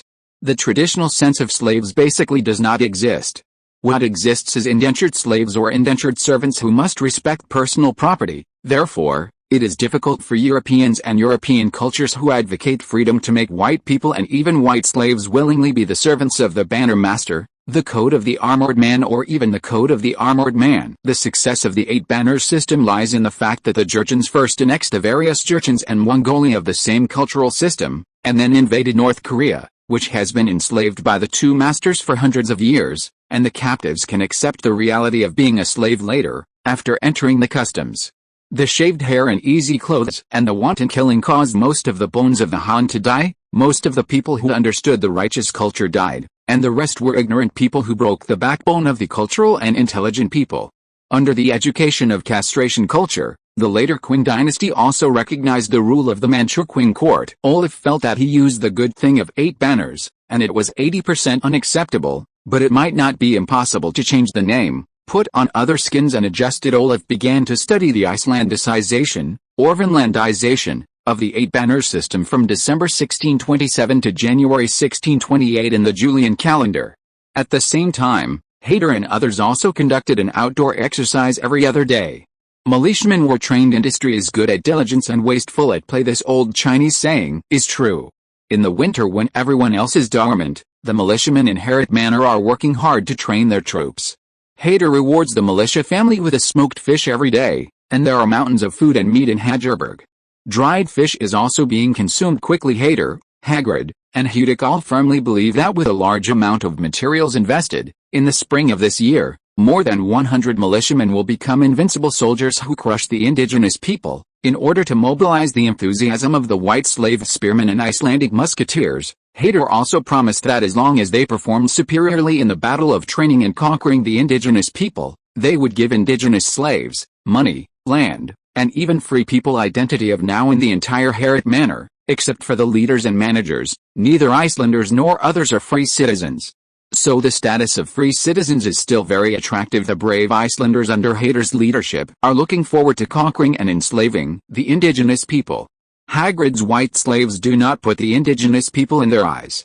From a moral point of view, the militia of the Herat manor possesses comparable. The fighting morale of the German mercenaries made Hudik, the militia leader, very satisfied. On January 10th, after eating a hot oatmeal meal with salted fish, Heir, Hagrid, Hewdick, and other leaders left Hadgerberg with 110 militiamen and went deep into the hinterland of the northern peninsula.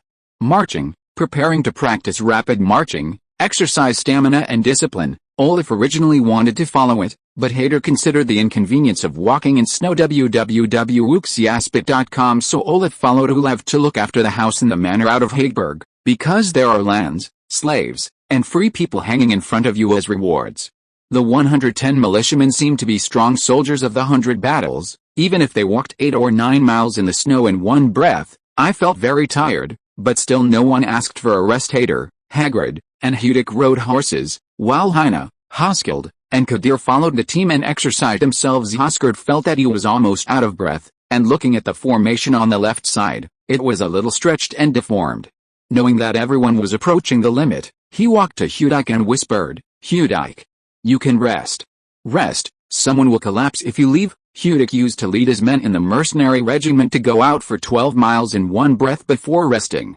Now the militiamen only walked out less than 9 miles and all face red and panting.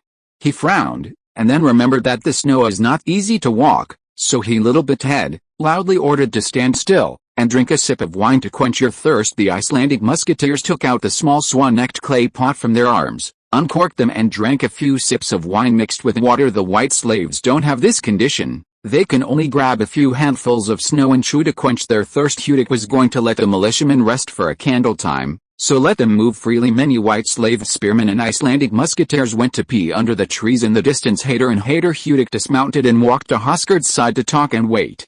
Suddenly heard a gunshot not far away, and then an Icelander shouted loudly, "Chief Hader! Captain Hewdick!" Someone attacked. Hader and the others hurriedly greeted the militiamen to assemble when they heard the call for help, and rushed towards the place where the sound came from. If you are listening to this novel on a channel other than Fanfic World, it means it was downloaded and re-uploaded without effort. We warmly invite you to visit our channel, Fanfic World. There you will find the original version of this story and many other novels of various genres. We look forward to seeing you dive into a world of incredible novels. Chapter 42, Deer Catcher. Nearly 100 people climbed up a hillside with spear muskets, and saw 3 Icelandic musketeers holding arquebuses hiding behind a large rock. On one side of the snow there was a bone arrow made of whale bones, apparently Akis. Moroccan shot harder. Hagrid, and Hewdick, who rode their horses and finally ran uphill, looked forward and saw a savage wearing a seal skin lying under a pine tree dozens of steps away. The blood seemed to be hit. It took another dozen steps for the gun to be dead. 3 savages quickly ran out from behind the other boulders, dragged the shot savage's hands and feet, and slid down the slope. Hagrid felt a cold wind blowing from behind him, knowing that the 4 Akismas who appeared under the wind were to hunt the reindeer. He slapped his horse and rushed out and said, "This is from the Akismo tribe. Hunter. Kill them." Hader and Hewdick also drove their horses after them, and the 3 of them caught up with the Akismo who was still moving slowly in the snow. The 3 savages were frightened when they heard the heavy horseshoe kicking away from the snow. They hurriedly threw the wounded in their hands and fled away. It is impossible for a man to run past a horse. Hagrid got off the horse quickly and caught up in an instant. When the big axe in his hand fell, he cut off the head of a savage. Hewdick and Hader were not to be outdone. One stabbed the savage to death with a spear, the other raised his hand and threw a throwing axe to smash the heart of the savage. The 3 savages who fled were all dead in an instant. The militiamen who were running down the hillside saw the leader and captain show their power and cleanly killed the 3 savage hunters, all cheering loudly. The 3 of Hader were very happy and ordered them to peel off the seal skins worn by the 4 savages, and then ordered a return to Hadgerberg. Seal skins are also expensive and treasured, for although the Akismo people say that seal skins are made into clothes, the craftsmanship is rough. After removing the stitches, they can be changed into hats, vests, jackets and other clothes. 4 sets of seal skins can also be used. Sold dozens of silver shillings. It was dusk when they returned to Hadgerberg. The militiamen took the kippers home to eat, and Hader, Hagrid, Hewdick, Heine, Kadir and others came to Hader's house to drink and eat meat. Olaf and Olaf saw the leather jacket their father threw at the door and knew they must have met a savage. "Dad, have you met an Akismo?" Olaf asked, taking the coat from his father's hand. 4 Akismo hunters were bumped into by us. Hader said casually, "I killed 3 easily with Hewdick and Big Brother, and the boy Siwian had good marksmanship, and killed 1 at the beginning." Hagrid, who showed Wu Yong, was in a good mood and said with a smile everyone was talking and sitting at the wooden table, Catelyn poured a glass of beer for the three of them and went to cook dinner. Hewdick took a sip of wine, looked at Hagrid, and asked, "Are there many hunters in the Akismo tribe?" "Adult males are hunters, but in winter they are more difficult to hunt than in other seasons, and 3 times may not be harvested again. Therefore, according to the Akismo slaves, they are often hungry in winter," Hagrid casually said. Olaf, sitting by the fireplace, looked at Piku and asked, "Is that so?" Piku, who has learned a lot of Icelandic dialects, thought for a while and said, "Yes, master. In winter, the rivers freeze and it is not easy to fish. Usually it is to catch the reindeer walrus, but the beasts in winter are more alert than usual. I think it's the ice and snow that makes everything louder, so I hide in the wind and lie in wait. Sometimes it doesn't work. I can only try my luck with traps." Olaf nodded. He heard Olaf say that there are currently at most 200 or 300 Akismas on the Aegeo Peninsula. They still live in groups of a dozen or 20 people. As long as they don't unite, dozens of white slave spearmen and dozens of Icelandic musketeers could conquer them all. It's winter now, and the Akismas only see fewer connections. Due to environmental influences, they are struggling with difficult weather. They are struggling to obtain food for survival. There may be a large number of males hunting in the wild every day. If a few are cleaned everyday Akismo hunters, maybe the Akismas on the peninsula will die out without waiting until spring. Olaf was taken aback by the terrifying thoughts in his mind, and thought, was I influenced by my eldest brother, father, and uncle? Why do you think about how to perish and weaken other ethnic groups? I have become cruel? Become indifferent and ruthless? The things Olaf could think of, Hader, Hewdick and others had already thought of it. They decided to go north after drinking and training. They found the Akismo hunter and killed them on the spot. This winter season weakens the strength of the savage tribe and can also play a role in training troops. Dad, the Kismas shortbows are not as far away as the arquebuses. We are so many. It's easy to deal with them, but beware of the Kismas traps. They are old hunters handed down from generation to generation. The traps are not easy. I realize that if you step on it, you have to die. Olaf thought of the white slave boy who followed him a few years ago, but he stepped on a trap and was punctured by a wooden thorn in his lower abdomen and died miserably. That's right. What Olaf said, Hagrid said with lingering fears. A few years ago, when we didn't know about savages' traps, several white slaves died. The greatest skill of these savages is to dig traps and raise hounds. Hagrid, who has lived in wetland for nearly 8 years, has a lot of dealings with the Akismas. At the beginning, he tried to trade with savages. He knows the savages on Wetland Island very well, and he knows the Indian Hagrid. I can't look down on it, but the Akismo trap is indeed very clever, and the hunting dogs raised are also very clever and obedient. Now there is a litter of hunting dogs in Hagrid. It was Hagrid who came out of an Akismo tribe.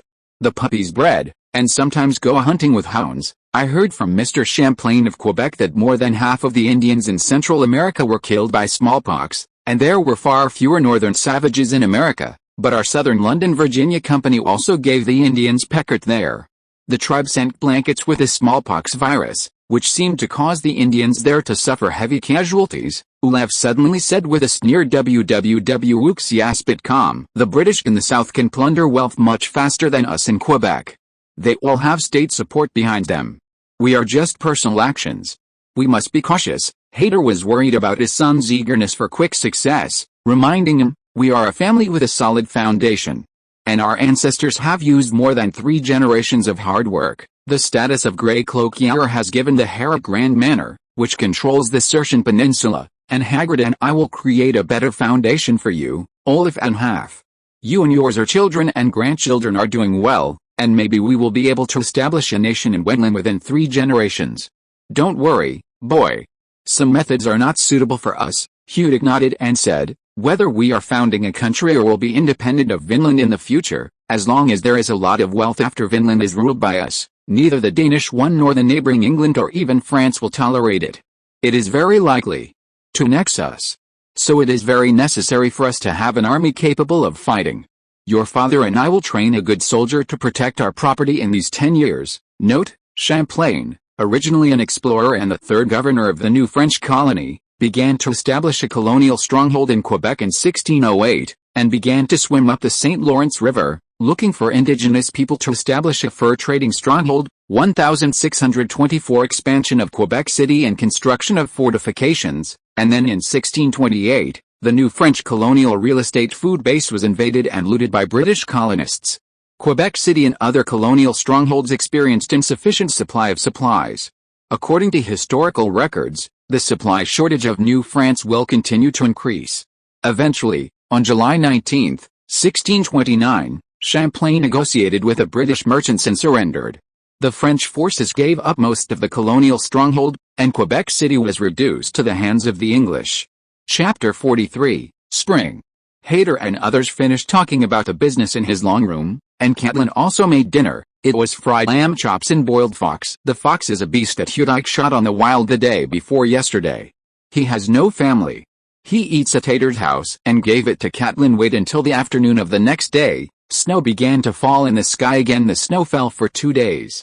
When it was clear, Hader and the others continued to lead the militiamen to go north for training, while cleaning up all the animals and wild people that could be seen in the wild. Time also passed day by day, and in a blink of an eye it was the end of February 1628. The training for more than 2 months made the militia of Herod Manor almost completely reborn. Not only did they become stronger, but their eyes became fierce and vicious, because they killed more than 50 reindeer and 2 black bears in the past 2 months. 23 Love Kismo hunters. Although the main force is the Icelandic musketeers, the white slave spearmen have also seen blood. This kind of psychological transition and 20 field exercises have made them more and more like soldiers. Although Hudike was still a little dissatisfied, Hader was very happy.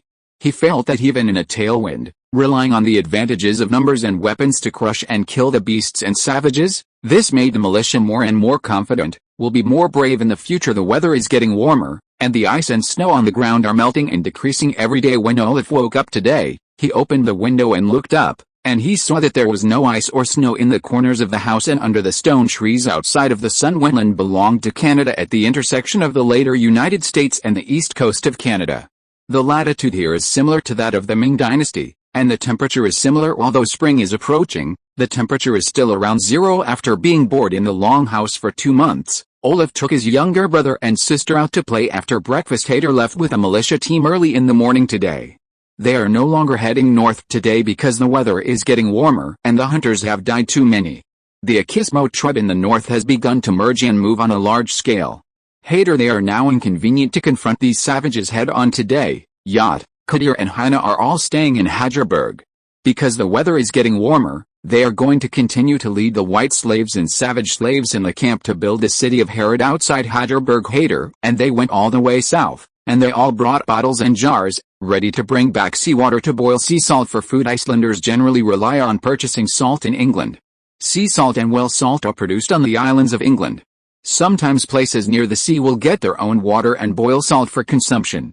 However, because Iceland has scarce trees and insufficient fuel, people who can cook salt are livestock. There are many wealthy businessmen from the grasslands. They rely on cow and horse dung as fuel to support the production of boiled salt, and they will also sell it on the island. The salt that Hader and the others brought to Vinland is almost finished. Hagrid and the others have been eating salt for 7 years. Because Vinland has rich vegetation and sufficient fuel, they never waste gold and silver to buy salt, which is worthless. The labor force slaves boil salt. The southeast of Vinland is the place where the warm Atlantic current passes. Therefore, the sea does not freeze in all seasons. Hader and the others went to the beach to fetch water, so they did not bring ice-breaking tools, and they quickly reached the estuary along the Muskox River to the south, then fetch water again and again, and finally returned to the manor together. Olaf in Hagerberg took his younger brother and sister around and met Likstrom, Halleck, Salrak, Yaluki and others who came out in the same way. After 2 months of not seeing each other, everyone shook hands and embraced Olaf, and then they talked around Olaf. Olaf, you have gained weight and you have grown taller. The red-haired Tom saw that Olaf, who had only his own eyebrows last year, was about to catch up with him in 2 months, and said in amazement. The teenagers then realized that Olaf had become a taller category among teenagers. They remembered that Olaf was only 11 years old this year. Hader, Hagrid, and Olaf were already giants, and then looked at Olaf enviously. Raf, maybe Olaf, you will be as tall as your brother Olaf in 2 years. We will all look up to you except for the silly white bear Halleck, Salrak said with a smile, and everyone else was amazed. Olaf was about to speak and suddenly heard a few crisp whips from outside Hedgerberg, followed by Icelandic mixed with Scottish language. Idiot. Move quickly, it's the white slave urging the savage to work, Tom blurted out.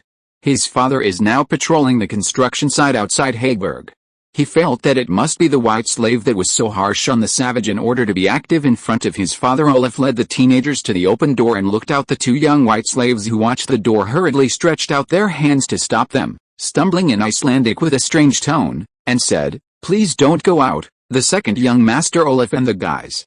The owner of the house has an order not to let the young and old leave the castle by themselves. Olaf glanced at the two thin young white slaves. They were only 18 or 9 years old, and they seemed to have never seen the world. Seeing him walking with a group of Icelandic teenagers, his nose was sweating and his faces were freckled. Shaking too, but they all kept their responsibilities in mind, and even if they bravely stood up to stop them, Olaf had a good impression of the two white slave boys, nodded, and said, "Let's see how the slaves built a heir. Special city, can you open a little door and let us see? I promise we won't go out." Maybe Olaf's request was not excessive, maybe Olaf's tone was calm and approachable, and the two white slave boys gradually relaxed. The two looked at each other, then gritted their teeth and said, "Okay. Master Olaf, if you just look at the door, you reading www.uucan't'you.com, I think we can't help but listen." After speaking, the two teenagers pulled the latch open, and slowly opened the wooden door on the left side by a gap, so that they could see the outside scenery. Olaf and the others stood at the door and looked out, and saw hundreds of huge logs piled on the downhill flat ground of Hageberg. And there were more than 20 white slaves sitting on the wood and using saw blades to transform the wood. On the east side of the timber is a pile of stones of various shapes. Dozens of yellow-faced savages are trying to push the stones on the small log under the supervision of a few white slaves with whips, and push out a log that is vacant behind one step away. Move to the front, and then push forward, so that with the power of the log rolling to reduce friction, tens of thousands of pounds of stone can be moved. Olaf counted and found that there were only 100 savages slaves on the construction site, which was obviously rarer than the 200-odd people more than 2 months ago. Why are there fewer savage slaves? Olaf asked the two white slave boys next to him. Seeing the young master's question, a white slave boy with red hair hurriedly said, "I heard that this winter is colder than before, so many savages died from freezing and sickness. It seems that more than 30 slaves died in the cave, and there are more than 20. I'm sick and unable to work." Olaf looked at the skinny slaves who were all familiar with yellow skin, and felt sour. After thinking for a while, he said, "What are the symptoms of the patients?" The white slave boy shook his head and said, "I don't know. Everyone is afraid of being infected by the devil curse of the savages. No one dares to approach them." Olaf knew that the white people of Abero still believed that disease was cursed and possessed by the devil, so many unconventional treatment methods similar to punishment appeared. He thought about it, and confronted the agreement on the construction site in the distance. He beckoned and shouted loudly, "Uncle Yacht! Uncle Yacht!" Chapter 44, Boil Salt. Olaf yelled and called Yacht, who was overseeing him. Yacht frowned and looked at the group of children in front of him. He snorted and cursed, "What are you running for?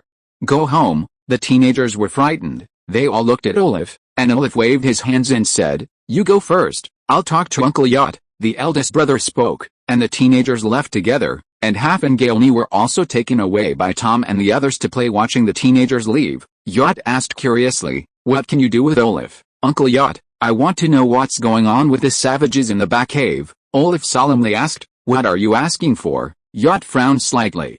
He wanted to be perfunctory, but when he thought of Olaf's maturity and wisdom different from ordinary people, he sighed and pulled him into the leeward wall, and whispered, "It's dead this winter. 36, basically all of them are old, young, women and children. There are still 28 who are sick now. It is estimated that they will not survive. Tomorrow those patients will be driven out of the cave to fend for themselves. How can it work?" Olaf frowned and said, "Don't you drive the patients out this season and let them die in the wild, but if we leave the patient in the cave, we will spread the curse of the healthy wild man, and in the end we may even infect the white slave in us. We can't take the risk." Yacht was very cautious, and he explained in a deep voice. Olaf knew that Yacht was right, but he really couldn't bear to ignore the life and death of the natives. After thinking about it, he asked in a low voice, "Can you tell me about the symptoms of those savages?" Yacht thought for a while, and said, "It should be a cold. Drinking some hot grapes is good, but we don't have much of our own. How can we waste it on the indigenous people?" Olaf tried to suggest, "Can I go and see? Maybe I have a way to make these sick slaves recover faster." Yacht resolutely shook his head and refused, "Impossible. It is too dangerous. If your father knows that I let you go to that place, he will kill me. And you shouldn't go, Olaf asked again, and found that Jot was very determined, so he could only shrug his shoulders and said, if they have a cold, I think there are still some ways. What can be done? Jot is also very concerned about the health of his slaves, not only because slaves are equal to livestock and wealth, but also because they are worried that the indigenous people will spread the virus to white slaves and Icelanders. Olaf didn't know what kind of cold these indigenous people had, but he could not treat it, but he knew some auxiliary treatment methods, so he told the festival teacher Elder Amy in the name of a new type of treatment method. Jot talked about the methods he knew. Uncle Jot. Elder Amy said that now people in Rome are suffering from a cold. They drink hot water continuously, while maintaining good air circulation, and eating some nutritious porridge. It will be better after a long time. If you can't, then God can't save him. Olaf turned around and went home after speaking. He had already explained what he could know. He didn't know if it would be useful to the indigenous people, and he could only hope that they would get better as soon as possible. Jot waited until Olaf left before turning around and walking towards the construction site. Several white slaves nodded and bowed hurriedly when they saw Lord Jot coming. Jot called someone over and ordered them according to Olaf's intentions, and asked them to be certain. Guaranteed to supply savage slaves a pot of black bean porridge a day. Majo put the 6 slaves behind, and began to focus on the construction of the city of Grote. By noon, Heir led the militia back to Hageberg. The white slave militia moved all the seawater clay pots back to their homes and gave them to families with women to cook sea salt. Heir has promised to give them priority when they are cooked. The family part of the sea salt, and the firewood for boiling the salt can use the square wood in the warehouse in the fort. This kind of good thing is very positive, and the sea salt has been cooked for days and nights. From the afternoon, sea salt is a solid crystallization of seawater that is boiled and dried. Although most of it is sodium chloride, it also contains impurities and toxic substances in the sea. However, there is no industrial waste in the sea. In addition, the seawater in the northern Atlantic Ocean is cleaner, so whether it is Vinland, the sea salt produced from the seawater of Iceland is basically healthy. Salt is a necessity for human survival. Even if it is poisonous, people have to eat it in order to survive. Moreover, people nowadays don't understand the composition of sea salt. They only know that sea salt can be obtained by boiling seawater. Olaf had nothing to do and took his younger brother and sister and Piku to see the sea salt for a while, and found that they first boiled seawater into brine, and then all the thick brine was poured into a crock to cook, and finally got some white salt crystals. 10 earthen jars are about 50 or 60 gallons of seawater, but at the end of the boiled, only less than 10 tablespoons of salt can be obtained. Olaf feels that these are too inefficient, and can try to open up a salt pan to dry the salt in the summer. If it succeeds, not only can it be used by itself, but it can also be sold as a commodity. After all, there is basically no cost to sun-dried salt. You can make a lot of money when you sell it. It's a little cheaper than other kinds of salt. Is it worrying about the market? The sun-dried salt is something that most of the Ibero people have never contacted or even heard of, but Olaf has seen it with his own eyes. He thinks he can really try it in the summer. www.uxiaspit.com. In 1628, from the end of February to mid-March of the year, in nearly 20 days, Heir led the militiamen to and from the sea more than a dozen times. He fetched 2,000 cans of seawater, and finally consumed the firewood piled into hills, which was boiled. It's less than 10 pounds of sea salt. Heir first took out 1 pound and gave it to more than a dozen white slave families who boiled salt, and then took out 6 pounds as a reward for the hard training of the white slave spearmen and Icelandic musketeers for months. The remaining 2 pounds are more than 2 pounds as inventory, and the rest will be shared with Jot, Hudik, Kadir, Huskard and others. The salt crisis in Herat Manor was temporarily resolved. Both the Icelanders and the white slaves were all happy and called Master Heir a good man. Today's table salt is almost 10 times cheaper than it was hundreds of years ago. After all, hundreds of years ago, table salt was as rare as spices, silver, and gold. And it can be directly used as currency to participate in commercial activities. Today's table salt is still considered a not cheap seasoning. Ordinary people can only buy it at the church, and the price is more than 30 or 40 times that of food. Ordinary people use salt when eating meat in addition to curing meat. Reluctant to eat more now, Heir rewards everyone with salt, which is equivalent to a gift and an expensive item that is necessary for life. Since the winter, the white slaves who have faded out of their mouths have not received kippers during the previous training, and their physical strength cannot keep up with the training. Up now everyone gets sold. They are all happy and grateful to Hader. The people of Iceland are influenced by the emotions of the white slaves, and they respect Hader more. The bold and generous Hader is indeed a rare hero among the current manor and chief, so he is very popular even when he is in Iceland. Chapter 45, Beaver Skin. After entering mid-March, the weather is getting warmer and warmer. Although it is still cold at night and in the morning, people can't help taking off a layer of leather when the sun is out at noon. Many maple trees, birch trees, and hazelnut trees that became bare in autumn and winter have begun to spit out their buds. I believe that if you can't wait a month, it will be a warm spring with the fragrance of birds and flowers. The surface of the river has been civilized, and all kinds of small birds, beasts and animals have come out to move around. The scene of the resurrection of everything makes people happy when they see it. The indigenous slaves adjusted after nearly 20 deaths. Most of the patients gradually improved. Because of the improved diet and warmer weather, the rest of the slaves also recovered to a certain degree of health and physical strength, able to barely support the daily hard work. It's warm, Olaf couldn't bear it and began to take the teenagers to continue to practice the craft passed down from generation to generation. The melee skills are the use of swords, axes and spears. The medium range is the precision strikes of the flying axes and spears. The long-range bows and arrows are not Icelandic specializations. Only some people master them.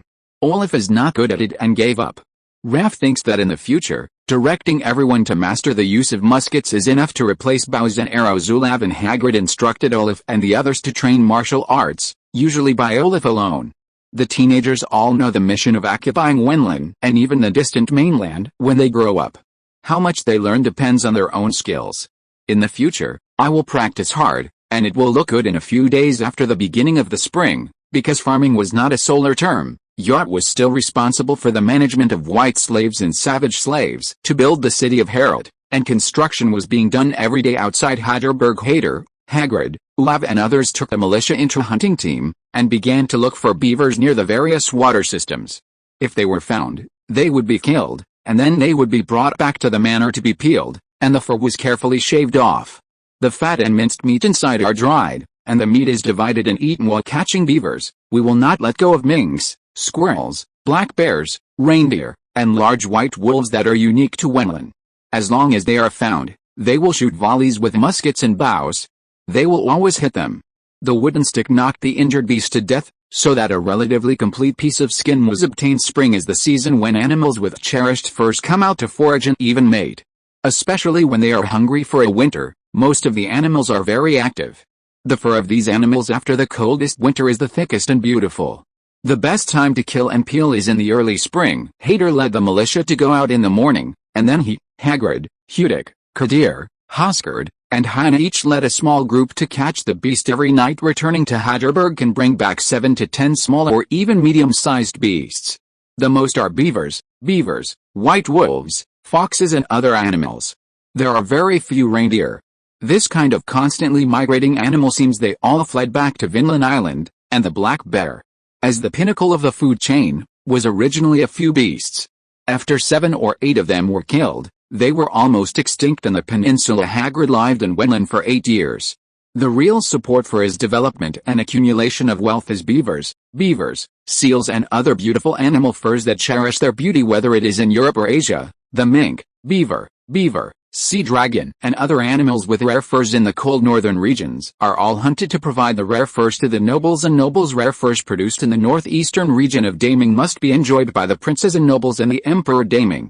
Ordinary people are not eligible to buy or wear them, even if they have a wealth of wealth. Similarly, in the Ibero region, rare furs such as skins and fox skins produced in the Nordic forests are also sold to the nobles of various kingdoms, especially the richest countries around the Mediterranean. From the early Middle Ages, the Nordic people traded for with Eastern, Central and Western European countries. The Nordic people migrated south from Scandinavia to take the initiative in trade and to find a place to live with trade. France and Britain came to North America to colonize, in fact, to find precious furs such as skins.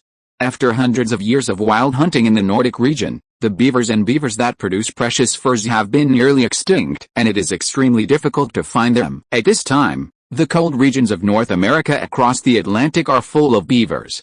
How could the French and the British not be crazy? Therefore, from the beginning of the 17th century, France and the United Kingdom sent merchants to find suitable places to trade. They hunted their own furs and bought the furs of indigenous peoples, and then supplied the rare furs to domestic princes and ministers as for trafficking to other countries. Since the colonies of the two countries are both initially established, no matter the human strength is not enough to obtain large amounts of skins to provide to Europe, but half a century to 100 years later, with the British, especially the French colonies with the expansion of China, animal skins such as skins will become the leading products of the two countries, replacing Nordic furs and dominating the European market. Of course, cod from Newfoundland fisheries is also considered a product. However, in the 17th century, when productivity was insufficient, the fishing industry as far away as North America had little impact on Europe and could not provide a few tons of fish a year. There are only a few hundred people in Quebec in France and New England in the United Kingdom, which is not as good as Vinland. Because the strength and population are still very weak, Quebec and New England, the nearest to Vinland, have been right in recent years. Hagrid, the colonist of Vinland, was very close. This is not only to buy skins from Hagrid, but also to form an alliance with Hagrid, so that the white people who are still small and disadvantaged on the roads of North America can form an alliance and unite to protect themselves, so that the indigenous people respect the powerful and united white people. www.wuxiasp.com. If the French and British colonies remain weaker or smaller than Vinland, the friendship between Hagrid and the two places may continue, but if the French and British colonies greatly increase in strength and completely overwhelm Vinland, they will never tolerate sleeping on the side couch and others snoring. Heir and Hagrid were not very clear on this point, but Olaf had already been alert in their hearts. He had told his father and uncle many times that he must be vigilant against the surrounding British and French colonies, because more than 100 years later, the spread of the North American region, the Great Britain and France War, was born to fight for colonies. This is an example in the warehouse dug out from the cave after Hadgerberg. More and more rare furs such as skins have been piled up. A rough count is already hundreds of them. Among them, there are only more than 280 skins. There are more than 200 skins, and there are more than 200 mink skins. The rest is far less valuable than these. This is accumulated from hunting from the fall to the present. According to Hagrid's estimation, if they are sold, they can be exchanged at least. Thousands of silver marks are enough to buy 3 big ships Hader's ancestors planted and grazing in Iceland, and they couldn't earn tens of thousands of silver marks after 10 years of operation, but now Vinland has assets worth tens of thousands of silver marks in less than a year. Hader and others are very happy. Encouraged, Olaf was amazed when he learned about it. Only then did he deeply feel why Europeans in this era love robbery. Colonization and robbery do not require capital investment and production links. As long as the plundered labor is exchanged for wealth, the money will come quickly. So many, who doesn't like it? Who can withstand the temptation? Of course, what the white people did was actually to put the cost and time input of asset investment and production links on the invaders, poor indigenous people, beasts, etc. Plundering meant disregarding the life and death of others. Chapter 46, Opportunity. On the morning of March 17th, Hader convened a meeting of 6 or 7 people including Hagrid and Hudic at home to discuss how to sell fur in the warehouse. Horskeld, Kadir and Heine did not comment without knowing the situation, while Hagrid scratched his head and said, "Brother, as usual, wait until June for the merchant's ship to and from Quebec and Le Havre, France. I will come to buy fur. I used to sell half of them, and then I took the remaining half to England and Amsterdam. We are not a state-backed colonial company, and our strength is not as good as Quebec, so I can only eat half of them for the French, but fortunately, Champlain is kind, and the price for us is only 1/3 lower than the market price. Why not go to Lisbon? The Portuguese and Spaniards are the richest." Hader asked. Hagrid looked a little ugly, shook his head and said, "I went there 4 years ago, but it was not good. Spain and Portugal are now a country, and both are faithful Catholics. Lisbon is a bit chaotic. When we go to Lisbon, we just talked about it. Be hostile. After all, we Northerners are all Protestants. We still don't know the place snakes in Lisbon, and no matter how good the leather is that year, it won't sell for a price, huh? The Spaniards are so arrogant, no wonder they were defeated by England, they deserve it." Hoskerd slapped the table and cursed Olaf and Olaf. "Do you think we should follow the usual practice or change it?" Hader felt that he did not need to share the benefits to the French, but if he was uncertain, he wanted to see what his 2 sons thought. Olaf thought for a while and said, "Dad, Mr. Champlain of Quebec City is very nice. He has a good position in France. I think it is necessary for us to maintain a good relationship with him, because we are already criminals in Iceland. Denmark is also a sinner. If France helps us, we can gain a higher status in the future. Heir was very moved when he heard it, and he nodded and agreed immediately, but when he thought of his second son's extraordinary wisdom and vision, he suppressed his desire to hear what Olaf would say. Olaf believes that what Olaf said is right. From his own point of view, maintaining a good relationship with France is the most beneficial, but now the 30 Years' War, called the First All-European War, is erupting on the European continent. The defeat determines the position of the Catholic Union of the Holy Roman Empire and the Spanish Empire and the Protestant Union of France, Britain, Denmark, Sweden, and the Netherlands in the future European continent. Each participating country will go all out to contribute money and people. The 30 Years' War broke out in 1618. From 1625, King Christian IV of Denmark, under the persuasion of France, with the support of Britain, France, and the Netherlands, attacked the northern part of Germany. The entire northwestern region. It is now 1628. In fact, King Christian IV of Dan was defeated by the army of the Holy Roman Empire during the Battle of Lud in August of the previous year, and finally fled in a hurry, so that the area occupied in 27 and 28 years was lost. The army of the Holy Roman Empire is gradually eroding, and now there is almost no territory on the southern shore of the Baltic Sea. If it weren't for Wallenstein, the commander of the Holy Roman Empire, who had not obtained the port and navy, he would be ready to attack Copenhagen. Olaf, who knew about the 30 Years' War, clearly remembered that King Christian IV of Dan relied on Sweden to repel Wallenstein's offensive, and then the next year, that is, May 1629, and the Holy Roman Empire. Emperor Ferdinand II signed the Lubeck Treaty, completely giving up the right to participate in the affairs of the German state, and also restored the domestic Catholicism. Christian IV's participation in the 30 Years' War resulted in losing his wife and breaking down his soldiers, losing his face in front of all Europeans, and completely losing the opportunity to restrict the suppression of the Nordic lions in Sweden. Denmark has gradually declined to a second-rate country in Europe during the decades when Christian IV was king. Therefore, Olaf did not pay attention to Denmark at all, and it was because of this that he dared to return to Europe to control Iceland's independence in the future. France was the biggest victor in the 30 Years' War. The hopes of regional unification of Germany and the mighty Holy Roman Empire disappeared after the defeat. The Bourbon family completely overwhelmed Habsburg and became the most powerful dynasty in Europe. Olaf knows that it is very useful to have a good relationship with France, because France has no ambitions for Northern Europe, but the end of the 30 Years' War was already in 1648. At least before Prince Condé defeated the Spanish army in 1643, France had no spare capacity to send a navy. The army came to North America. During the 30 Years' War, Britain and France relied on criminals, white slaves and other immigrants to develop their territories. Olaf felt that there was a 15-year difference between 1628 and 1643. These 15 years were the golden period of his family's development in North America. If the European War ended, he would free up his hands to increase colonization efforts. At that time, his family would still want to be right. There is territorial demand in North America, and neither France nor the United Kingdom are willing. Olaf could not directly tell his father, uncle, brother and others the history of the 30 Years' War, but he thought about it. An elder told me I fooled everyone. In fact, when I bid farewell to Elder Amy in Dagen last year, he once told me that according to the news he learned, His Majesty Christian IV had already been defeated steadily last year, and then France and Britain were deeply involved in the war against Austria.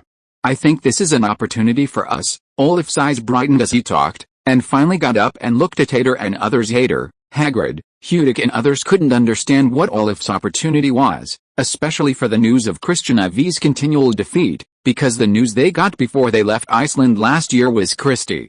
His Majesty and IV has occupied the northern part of Germany. Kadir said anxiously. Olaf, did Elder Amy say how His Majesty Christian was defeated? I heard him say that the Emperor of Austria invited General Warnerstein as commander-in-command and defeated His Majesty Christian. Olaf pretended to think, is it Albrecht von Wallenstein, the Duke of Friedland, who suppressed the Bohemian insurgents? Hudic suddenly frowned and asked. Olaf nodded and said, yes, this is the Duke. Oh. If it is him, it is probably true. I have heard of this man. He is a military genius. The 30 or 40,000 mercenaries in his hand are all elite soldiers who dare to fight and kill with a long history. Hudic looked on. Said with fear, even if Denmark is defeated, what good will it do for us? How is it an opportunity? Hagrid asked suspiciously. You reading www.akanchu.com? Heine smiled suddenly and asked, Olaf, do you mean that even if Britain and France participate, the Holy Roman Empire will not be defeated? Olaf nodded and said, yes.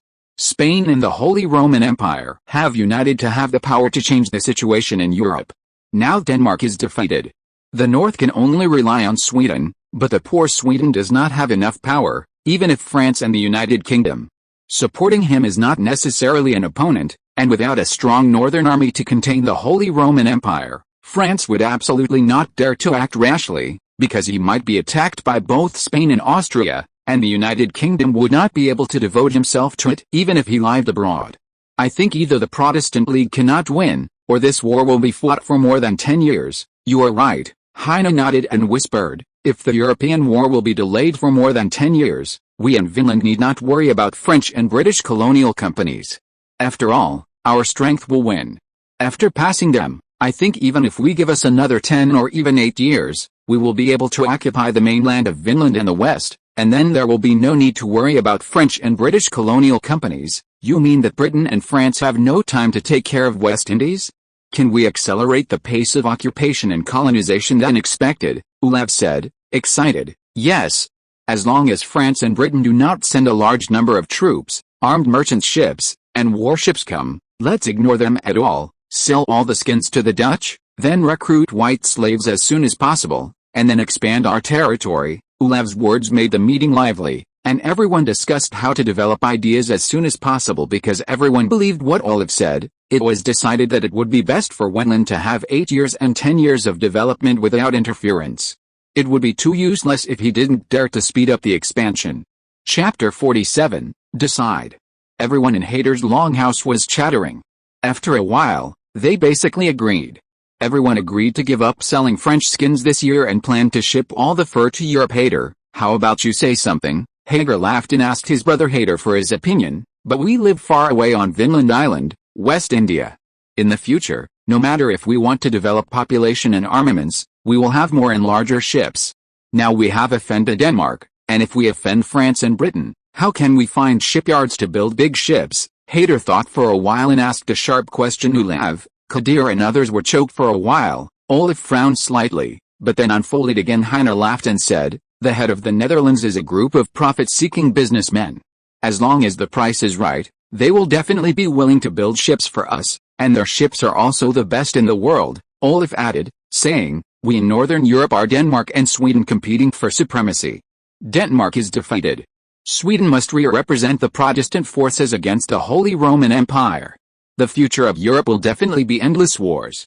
The Netherlands, as a small emerging country, we will seize the opportunity to develop the economy. As long as we have money, they will take orders for as many ships as we go to Amsterdam, the United Republic of the 7 provinces of the Netherlands, famous for the Netherlands, has a small land area but a large population. It is known as a sea chariot. The Netherlands was the sole hegemon of the sea in the 17th century. The rise of the United Kingdom in the middle and late 17th century was only the little brother of the Netherlands. If it were not for France to launch a war and capture Amsterdam, the Netherlands would even become the arbiter of European affairs. Unfortunately, in the end the Sun King would dominate Europe, so Olaf and Heine proposed to go to the Netherlands to buy ships, Hader and others, and they recognized it. Although the Netherlands is still a second-rate country, it is a fact that Dutch merchant ships are all over the world, and Dutch merchants are loyal and excellent in business. The quality is obvious to all. Doing business with the Dutch is the most assured is a European proverb. In fact, they don't know that waiting for the large-scale emergence of Dutch warships in a few years will be the beginning of their dominance of the world. At that time, Britain and France will have to be cautious at sea, because by the middle of this century, there will be 1 out of 20,000 ships in the world. 5,000 ships fly the red, white and blue striped flag of the Netherlands. Well, we won't have to sell our fur to the French in the future. Hader looked around for a week and found that everyone was in favor and agreed. Hagrid squinted his eyes and said coldly, if it weren't for the fact that we didn't have a national backing, and I was afraid that French and British warships would come to expel, I would have never wanted to lose so much money to the French in vain. We would have to sell iron this year. Buy 2 armed merchant ships. Yes, I'm going to buy an armed merchant ship, which can protect our Thor's hammer and hope, but also protect Wendland, and can carry more cargo when going to sea, which is great. Yacht also nodded in agreement. Olaf also agreed, yes. Every spring and summer, we have French and British boats catching cod. Just east and south of our transit corner, and we also dry and marinate it on the Nova Scotia Peninsula on the opposite bank of the Cabot Strait in the southwest. We make cod and wait until the fall is full of dried cod and return to Europe. A ship of dried cod can sell for £2,000. Oh my god. These cod are wealth, and they are all plundering our money. With armed merchant ships we can drive these fishing boats away. Heir also deeply agrees. In everyone's hearts in the past, I was worried about offending Britain and France. At the same time, I was afraid to dominate Wenland and surrounding resources because of my limited strength. Now I know it is almost clear that both Britain and France are involved in the European war. Before the end of the war, there will be almost no national forces around Wenland. Then this time difference is when oneself waits for others to expand rapidly. Grabbing wealth and fighting resources alone is the first step. Heir was still a little worried about whether there would be other changes in the war in Europe, so he looked at Olaf and exhorted, "The warm southeast wind is getting stronger. At this time, I will be able to reach Ireland in less than half a month by riding the warm currents of the Central American Mediterranean. I think you, Hudic, and Heir can take leather goods, wine, and pickled cod back to Europe together. One is to find out about the situation of the European war, and the other is to go early to clear the goods slowly. If things happen, this is what we expected, so you can go directly to the Netherlands to buy a ship, and then bring back white slaves and armaments. It is good." Everyone agreed in unison. In order to prepare more goods, I personally took people to catch cod to make kippers. Hudic, you and Heir lead the people to continue hunting beavers. We must save enough money to build ships and buy guns, plates, and even cannons. Prepare for another month, and you can set off at the end of April. Heir and Manor entered a fast-paced mode after the meeting. Every day, Icelanders, white slaves and savage slaves divided their work into building houses, mining stone and wood, fishing, hunting, etc. Olaf is still training the Icelandic teenagers in the manor every day. These more than 20 people are his future confidant team. Olaf decided to wait until these teenagers become mature soldiers before choosing young white slaves as their subordinates. Of course, the premise to support these is that Olaf must have money to buy white slaves, because the white slaves of Hewlett Manor must be controlled by Heir, and Olaf has no right to ask for it. Olaf himself didn't have much talent in his previous life. It's not easy to get rich now. However, when he was a child, he lived with his uncle in the countryside for a period of time. He participated in the planting of corn, pumpkins and other crops, so the Indians generally planted them. The three sisters of corn, pumpkin, and kidney bean felt that he had the ability to grow them. The Indian crops have been spread to Europe and even Asia a long time ago, but the real large-scale cultivation is still 200 years later. Corn is the grain that supplements rye and wheat. Pumpkin contains sugar, kidney beans are edible, rich in protein, and beans can be used to squeeze oil. These three things are based on the foundation as long as they are developed properly. You reading www.uucan'tchew.com. And Olaf is not idle in the winter. He used his brain to think about the original products in North America and Canada. In addition to the rare furs such as skins, there are actually two future fist industries. The French have not discovered it now, and it may cost 100. Westerners will discover its economic value only after a year. That is maple syrup and American ginseng. The climate and environment at high altitudes in eastern Canada, which is the northern part of western Quebec, is similar to that of Changbai Mountain. Here, American ginseng, the sister of northeastern old ginseng, is produced. The entire celestial circle of the Far East has always had a great demand for ginseng, but now ginseng is controlled by Haojin, and sales will be restricted in the future. Except for the part that can be produced in North Korea, it is basically becoming rarer and rarer, which indicates that the price will increase. The more expensive. Olaf thought that if American ginseng was brought to the Far East, it would be a business in exchange for huge wealth. Olaf thought of maple syrup because later Canada's national flag had maple leaves, and there were a large number of maple trees in southern and eastern Canada. The sap of these maple trees could be used to make maple syrup and maple syrup. It was said to have medical value, and the price was far 20 to 30 times the super white sugar the luxury goods consumed in Europe now are spices and sugar. The climate in Wenland is not suitable for sugarcane planting, but there are many natural maple trees. Maple trees can be seen everywhere in Wenland and the western coast. Making maple sugar is absolutely profitable good business. Olaf knows very well that American ginseng is the most profitable, But at present not only he, but the entire Heir family is not able to earn this money, because there is no merchant ship to the Far East, let alone the strength to go to the Far East. The planting of agricultural products such as corn can be put on the agenda, but this requires the investment of manpower. Olaf can only advise his father to do it, and his own real way to make money is to consider only maple sugar. Chapter 48, Olaf and number 039's first pot of gold. In order to earn the first pot of gold and give himself money and strength to do what he wanted to do, Olaf first went to Heir and Hudik, Olav, and Hagrid, and succeeded in doing their jobs one by one. A chance to go back to Europe to learn more because the Icelanders are descendants of the Vikings. They are accustomed to children being exercised since childhood, and even willing to let their children go fishing and looting with their parents. They think that young lions and eagles will also try to hunt. So even though Olaf was only 11 years old, his maturity and Icelandic habits made everyone agree to his request. Olaf knew that when he was going to sea in less than a month, he hurriedly called the most red-haired redhead Tom, Solak, Kalik, Yaluki, Val and Eriksson, and took Piku. We first looked for some tools, and then went to Hannah and said that she wanted to go out to do something today. Those who counted the inventory in Hegberg could still glance at the various tools that Olaf and the others were carrying, and raise his eyebrows slightly, and then, without asking for details, ordered 4 white slaves to follow and protect Olaf. Olaf left Hagerberg with 11 of his men and found the 5 tallest red maple trees nearby. He nodded when he looked at the towering tree, and then asked the 4 white slaves to go around and watch him. Then took the teenagers to a tree. You guys have your eyes wide open to see what I do. After speaking, Olaf first used a small axe to make a small opening in the trunk, and then ordered Piku and Herrick to use a short spear and a sledgehammer to punch a hole as deep as a palm, and felt a faint slime flowing down the hole. Olaf stretched out his finger and dipped it and licked it. He felt a little sweet in the entrance.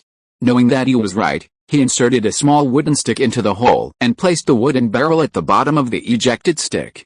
After a while there is a small stream of water flowing down the wooden stick, dripping from the end, and falling into the wooden barrel with a faint sound. That's it. Olaf laughed, looked at the big tree in front of him that was big enough for 3 people to hug, and pointed. You can continue to drill 4 more holes according to this method.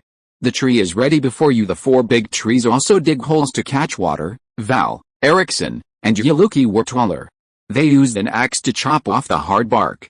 Piku and Halleck used a hammer and a short spear to smash the hole. Solrak and Tom carried the wood. The barrel is placed. The division of labor was clear, and the 5 maple trees were quickly cut out of water holes, and wooden barrels were placed to receive the sap. Olaf praised them, then pointed to the other black maple trees and red maple in the distance, and said, Halleck and Piku, Val, you go back and bring more barrels. Let's find some big trees and chisel. The whole takes the juice. Halleck and the 3 agreed and left quickly. After waiting for a moment, Olaf saw the Piku trio and a dozen Icelandic teenagers running over with wooden tubs on their backs. They were also followed by Hina and Yacht. Olaf, what are you doing? Standing in front of Olaf, Yacht frowned as he watched the gurgling sap being inserted into the maple tree. Olaf whispered, I'm going to use the mucus of the maple tree to make special food. Don't tell me. Yufei nodded, and Hina smiled slightly. And then the 2 stood watching Olaf tell the boys to dig a hole for the maple tree to get juice. Maple trees will convert nutrients into starch storage in May and June of each year. Only in March and April and spring will fertilizer be converted into sugar containing sap, and the juice can only be taken from morning to dusk, and the rest of the time. No more. Olaf actually didn't know this, but he made a mistake by going out to get the sap in the morning of March. Then, before noon, all 30 or 40 big trees near the Harrod Manor were dug out to get the juice. It was noon, everyone went home for dinner, and when the weather got cold in the afternoon, Olaf took the Icelandic teenagers out to fetch the barrels, and then took all the barrels back home 3 times back and forth. Olaf left 5 people including Tom and Herrick, and then ordered them to hold firewood hiding in the kitchen in the backyard of the house. Mr. Olaf caught the fire and asked Piku to take a large clay pot and put it on the fire, and then asked Half and Solrak to fetch 2 buckets of sap. Olaf slowly poured the sap into the jar, and said, Go and bring in all the remaining 50 or 60 barrels of sap. After a while, the small house was filled with wooden barrels. Olaf stood in front of the fire and waited for a long time until the liquid in the crock became only a thin layer before Piku used the wooden stand to remove the crock, and then take out a wooden shovel to slowly scrape the sticky things stuck to the bottom of the crock together, and finally shovel it out. There was a massive Maltose-like object stuck on the small wooden spatula, golden color, Sweet smell with strange floral scent. Olaf blew and took a light bite. It felt like a mouthful of non-sticky maltose. It looks like some solidified honey, sweet and refreshing. It is the best dessert Olaf has ever eaten in his life. Okay, Olaf's heart jumped, and his eyebrows were beaming. Then he saw that Kalik and others were looking at him eagerly, so he handed the shovel over and said, "You guys try it too." But no, you can say it. A few teenagers happily took it and ate the maple syrup on the wooden shovel in one bite. When the maple syrup was boiled in the first pot, Olaf's confidence increased. He estimated that one pot used about 2 gallons of sap, but only less than half a pint was boiled. If it was boiled into a solid state, it might be even less. Olaf thought about it and decided to boil it in liquid form, so that the amber liquid can be used as a special nectar to sell. After all, the most expensive in Europe today is white sugar from the East. Spain only produces black sugar in Central America. Not as good as honey prices. Olaf got up and asked Piku to boil the sap, then let the others continue to move the wood, and waited until it was dark before Tom and Harlech went back. www.wooksiaspit.com. Whenever a batch of maple syrup was cooked, Olaf personally scraped the syrup into another earthen jar he had prepared, and by the end of the night, he had boiled 4 batches and consumed 8 barrels of tree syrup. Olaf's earthen jar also contained a lot of syrup at this time. Katrin asked Half to come and ask Olaf to finish the meal. Olaf took Piku to cook the pot, but before turning off the fire and going to eat, entering the living room, Olaf found that everyone had finished their meal and rested. The table was still warmed with porridge and fried cod. He asked Piku to sit down and eat. Piku, who has been trained by Hyena, shook his hands and said, "I dare not. Master, you can eat it. I will eat it after you finish it." Olaf smiled and said, "Everyone is asleep. No one cares. You are my servant.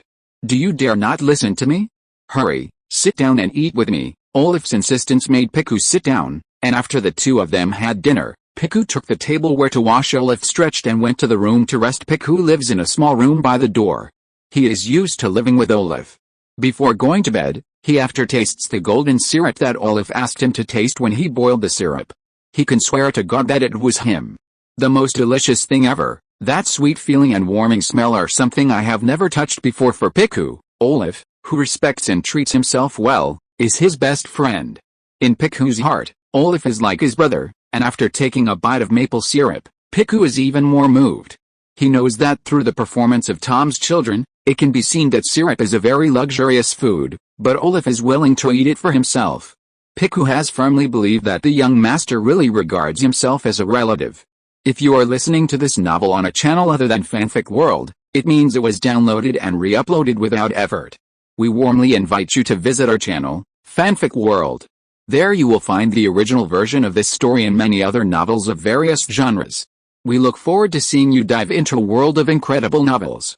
Chapter 49, Queen Honey. Olaf got up early the next morning. After breakfast, he asked Piku to continue cooking the syrup at home. Then he wore linen trousers and a lamb wool coat. He stepped on cowhide boots and a sheep felt hat on his head. Close the door today. Olaf decided to let Piku cook the sap he collected yesterday at home, and then he took the Iceland Youth League to collect maple sap farther away because there are hunting teams going north to hunt in depth every day. They even leave the peninsula and enter the hinterland of Vinland Island to catch beavers. Therefore, it is said that the Nujao Peninsula, where only white people live, is very safe. As soon as Olaf and Yat said, he found 2 strong and brave white slaves to follow Olaf, and then Olaf took 20 teenagers and left Hagerberg carrying barrels, spears, axes and other tools. Go to the forest to the north. Vinland has not changed for thousands of years. The trees here are old and tall, but there are only a few hundred really tall maple trees, and there are hundreds of smaller ones that can produce syrup. Olaf puts it on the north side of Hagerberg today. More than a dozen of the maple trees were digging holes for juice, and he estimated that within half a month the maple trees on the peninsula would be used up. At noon, the 2 white slaves cooked smoked fish in a crock pot. They drank fish soup together, and Olaf also ate a piece of fish. I waited until the afternoon to start collecting barrels one after another. Almost every barrel contained 1/3 or 1/4 of the pulp. Olaf knew at a glance that today's harvest was nearly twice as big as yesterday, and then happily led everyone to lift the barrel and circumvent Hagerberg cautiously. When they returned home, the 2 white slaves and the younger brothers put the barrels in the backyard of Olaf's house and left. Piku came out of the back kitchen, his face covered with vegetation ash, looked at a panic. Olaf patted him a few times. Piku almost shed tears. Piku, how much syrup did you cook today? Piku is very poor in math, and after thinking for a long time, he stretched out his finger and said, 1.5. Olaf nodded and said in praise, yes. A cun weighs 20 pounds. Did you use up all the sap from yesterday? There are 6 cans and it's over. Piku broke his fingers again before saying. Olaf pointed to the wooden barrel that filled the yard again, and said, pour it into the big jar first, and then pour it into the small jar when the big jar is used up. When you are done, go and rest. I'll look at it. Piku promised to lift the wooden barrel and pour it into the big clay pot in the house. Olaf yesterday ordered 20 large crock pots that can hold dozens of gallons of water from the warehouse, and more than 30 small pots of 5 gallons. These pots are all leftovers that Hagrid bought to make wine. Let Olaf use it. Olaf guarded the earthen jar on the fire and stirred it from time to time. After half a day, he poured the syrup at the bottom of the pot into the half-filled earthen jar on the side, and then poured a whole country of tree sap on the fire to continue cooking. Master, I'm ready to pour the sap, go and rest, I'll cook it. Piku has been busy for a long time before pouring the sap in the garden, and without waiting for a rest he ran to Olaf and begged. Olaf patted Piku on the shoulder, who was about the same height as himself, and said with a smile, you've been tired for a day, so sit and rest first. I'm not tired. Master, Piku said with staring eyes. Olaf smiled and gave the wooden shovel in his hand to Piku, and then said, after cooking this pot, rest and continue cooking tomorrow. After talking about Olaf, he left. He felt that as the maple sap was getting more and more, Piku alone would be too busy to cook it even if he was exhausted, so he wanted his mother to find his aunt and other relatives to do it together. It's a big deal to divide them into. Little sugar. Catelyn, who was cooking porridge, was taken aback when he heard Olaf talk about making sugar, then turned to look at Olaf, and asked in a low voice, are you sure that the liquid you gave us can be boiled into honey like sweet syrup? Of course. Olaf spread his hands and said, this secret is only known to me now. I am going to make money from the secret recipe for making sugar, and then develop other crops and breeding in Wenland. I can only trust you and if you help me make sugar, I can give you 10% syrup. How about it? Catelyn readily agreed, and then immediately followed Olaf to the back kitchen to see Piku making sweets. After Olaf put together an item and a can of juice, Catelyn nodded and said, hand it over. Me. Tomorrow I will let your 2 aunts and your Van Hill cousin, the yacht family, Anini, and Whitey Maw cook sugar for you. These people are the most reliable. Don't worry, okay, thank you Mom. The sugar boiler was found, and Olaf was so happy that he ate an extra piece of black bread for dinner, and turned over and over at night, unable to fall asleep, and his stomach was sour after tossing in the middle of the night. He fell into drowsy sleep. The next day, he felt his body was shaking and suddenly awakened, but Piku was shaking himself. What are you doing? Olaf said in a bad tone, frowning and squinting at Piku. Olaf got angry for the first time. Piku turned pale, startled, and hurriedly bowed and said, Master, your friends are here, and they are urging you down. Olaf suddenly got up and asked, I got up late today. Piku muttered, Master, you have eaten breakfast on weekdays. Oh. Olaf got out of bed hurriedly and walked out while getting dressed. Master, I'll get you a hot towel, Piku said as he walked quickly to fetch the towel from the hot water basin by the fireplace. He wrung it half dry and handed it to Olaf. Olaf wiped his hands and face, picked up the cold water on the table, rinsed his mouth, and opened the door to go out. Tom and others all stood in the yard waiting, only to hey when Olaf came out. Olaf, why did you sleep late? Halleck asked with a smile. It's okay. It's just that I didn't feel well and didn't sleep well last night. Olaf smiled and told Piku to bring some bread and meat jerky, and then took the youth league to go to Utah and ask for 2 carriages, and then 20. The 3 of them rode 2 large carriages to the far north to find new maple trees. In fact, the maple trees from the day before yesterday and yesterday can still pick up some maple sap if a new hole is made, but the amount will be much less. Olaf knows that only the maple trees on the peninsula are enough to develop on their own, and naturally disdained to seek out holes that have been dug tree. So from this day, Olaf continued to swim on the Nujao Peninsula, looking for tall maple trees and digging holes for juice. Catelyn also found Olaf's 2 aunts, cousin and her friends, and everyone took the maple sap home, and then cooked the syrup according to the matching time that Catelyn said, and waited until Olaf returned home in the evening. When I arrived at the 6 cans of maple syrup, I was pleasantly surprised, and then praised his mother Catelyn's ability. Catelyn smiled and said, it will be done in the afternoon, and there are 2.5 cans in my place. Sure enough, there are so many people and powerful, Olaf exclaimed, and then said, "Today's amount is about the same as yesterday's, you can do it slowly." Hader came home earlier today and had already tasted the syrup made by Olaf. Although he had been full of hope for Olaf, he did not expect Olaf to continue to create surprises for him. www.uxiaspit.com. Hader came out of the room and asked, "My boy, I asked you Uncle Yerd and Heine. They said that you are making maple tree sap every day. Could you tell your mother to make this syrup with maple? Is it made of tree sap? You make this as sweet as honey, if it sells it would be a good thing." "Yes, Dad." Olaf never dared to fool his father, so he explained, "There is still sugar in the maple sap, but it is very small. It can only be obtained after boiling. It tastes like honey but has a sweet smell. The difference? I want to follow my uncle and eldest brother, and they went to the Netherlands to sell them for money, and then use the money to buy some white slaves. Do you think it's okay? You can spend your own money whatever you want." Hader reached out and touched Olaf's head and smiled. "My son is really smart." Hader did not ask Olaf how the maple tree sap could be used as sugar.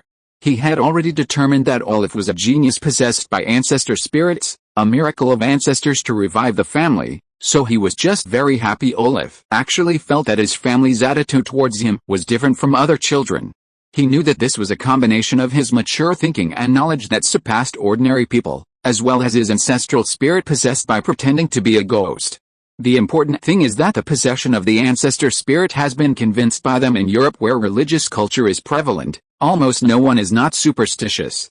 While Iceland believes in the Lord Jesus, it is inevitable that it still retains the traditional ancestral worship and primitive religious habits of the Nordic people.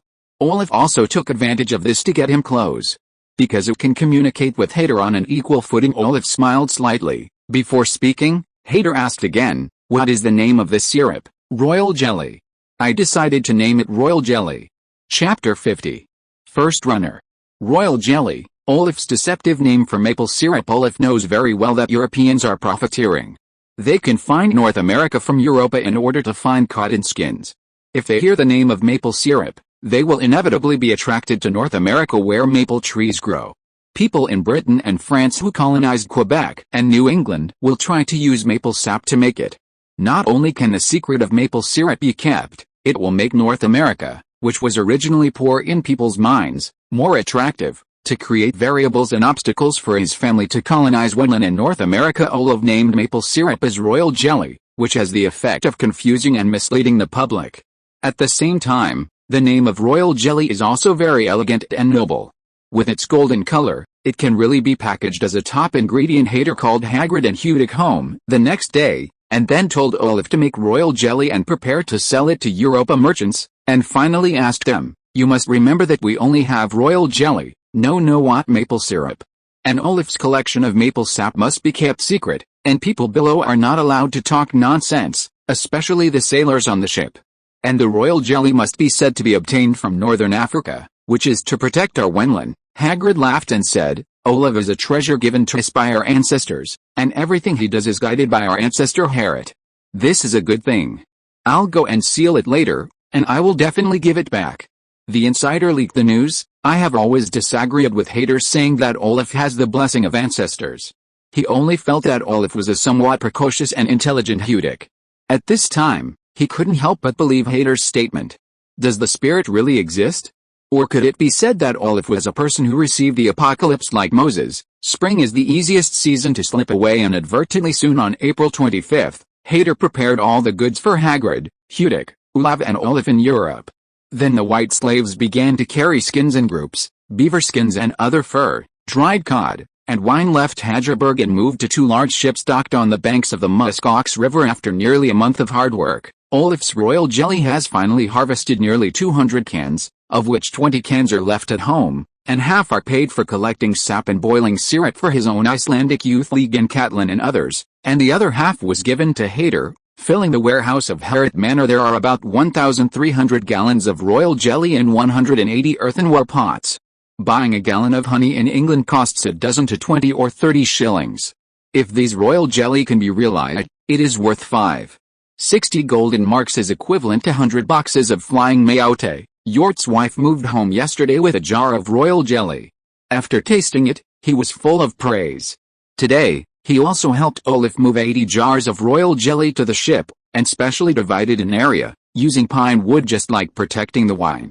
The shelf is isolated to prevent the earthen jar from being placed in the waves and bumping. After 2 days of hard work, more than 50 white slaves finally regarded the Thor's hammer and hope as cargo, and at the same time maintained all the damaged parts. On the morning of April 27th, Olaf and Olaf said goodbye to family and friends and left Hadgerberg under the leadership of Hudic and Hagrid. On this trip, Olaf and Hagrid opened the Hope, Olaf followed them on the ship, and Piku followed them. In addition to the 28 sailors, Thor's hammer is about the same size as Hope, but there is less space, and the cargo is full.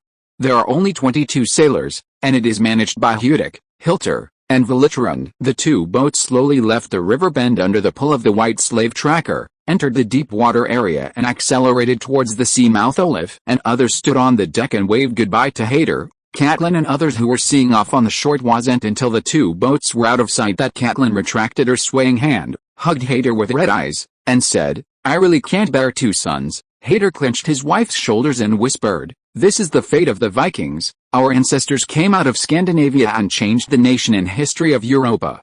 My Hader and my sons Olaf and Olaf left from Iceland, which will definitely change the future of America and Northern Europe. This is the mission that my ancestors gave me as Vikings." There is another sentence in Hader's heart that keeps repeating. Thor's hammer and Hope sailed out of the Mouth Ox estuary and entered the Atlantic Ocean by following the southwest wind to the North Sea. After a short while, the 2 boats walked out a few nautical miles one after the other, and you could see that there were 4 fishing boats casting nets on the east and south of Wenland, and a net of cod could be pulled out in a short while. Let them cheer joyfully on the boat standing on the deck. Olaf and others are watching the fishing boat in the distance. Olaf's eyes flickered, clenched his fists and muffled his throat and said, "These are robbers. I will drive them away sooner or later." Hagrid stared wide-eyed, then rolled his lips and said, "British and French fishermen, and another boat with a Spanish flag. It is estimated to be a Basque. When there are British ships, they fly the French flag. When there are French ships, they fly the Spanish flag. This bunch of clutter, who are the Basques?" Olaf was the first to hear of this nation, so he asked in a low voice. Hagrid sneered and explained, "A group of the earliest Western European natives lived between Spain and France. They were mostly French people in name, but their living habits and language were incompatible with the 2 countries. Many people depended on them. Fishing for a living." Olaf nodded and didn't care. The Thor's hammer followed behind the Hope and moved at full speed along the southwest wind, and reached the deep sea area less than noon. Standing on the deck and looking back, Wenland could hardly be seen. It could be seen that he had already walked far away. This trip to Europe is a plan that Hader, Hagrid, and Hudic have set long ago, so the route is also set, first to Ireland and Scotland, then to England and the Netherlands, and finally to Scotland and Ireland to return to Lobanu. Sitting in the room drinking water, Olaf is looking forward to seeing England and Holland in the early 17th century with his own eyes in a few days. He had never been to Europe in his previous life, but he was very familiar with Britain. He has heard since he was a child that he will definitely go this time. We have to take a closer look at what is happening in Britain, and then study what he relied on to continue to rise from the beginning of this century. Wenland can learn from the United Kingdom very few. Reading www.uukanchu.com is a lot that Iceland can learn from. Olaf has long decided to manage Wenland and return to Iceland.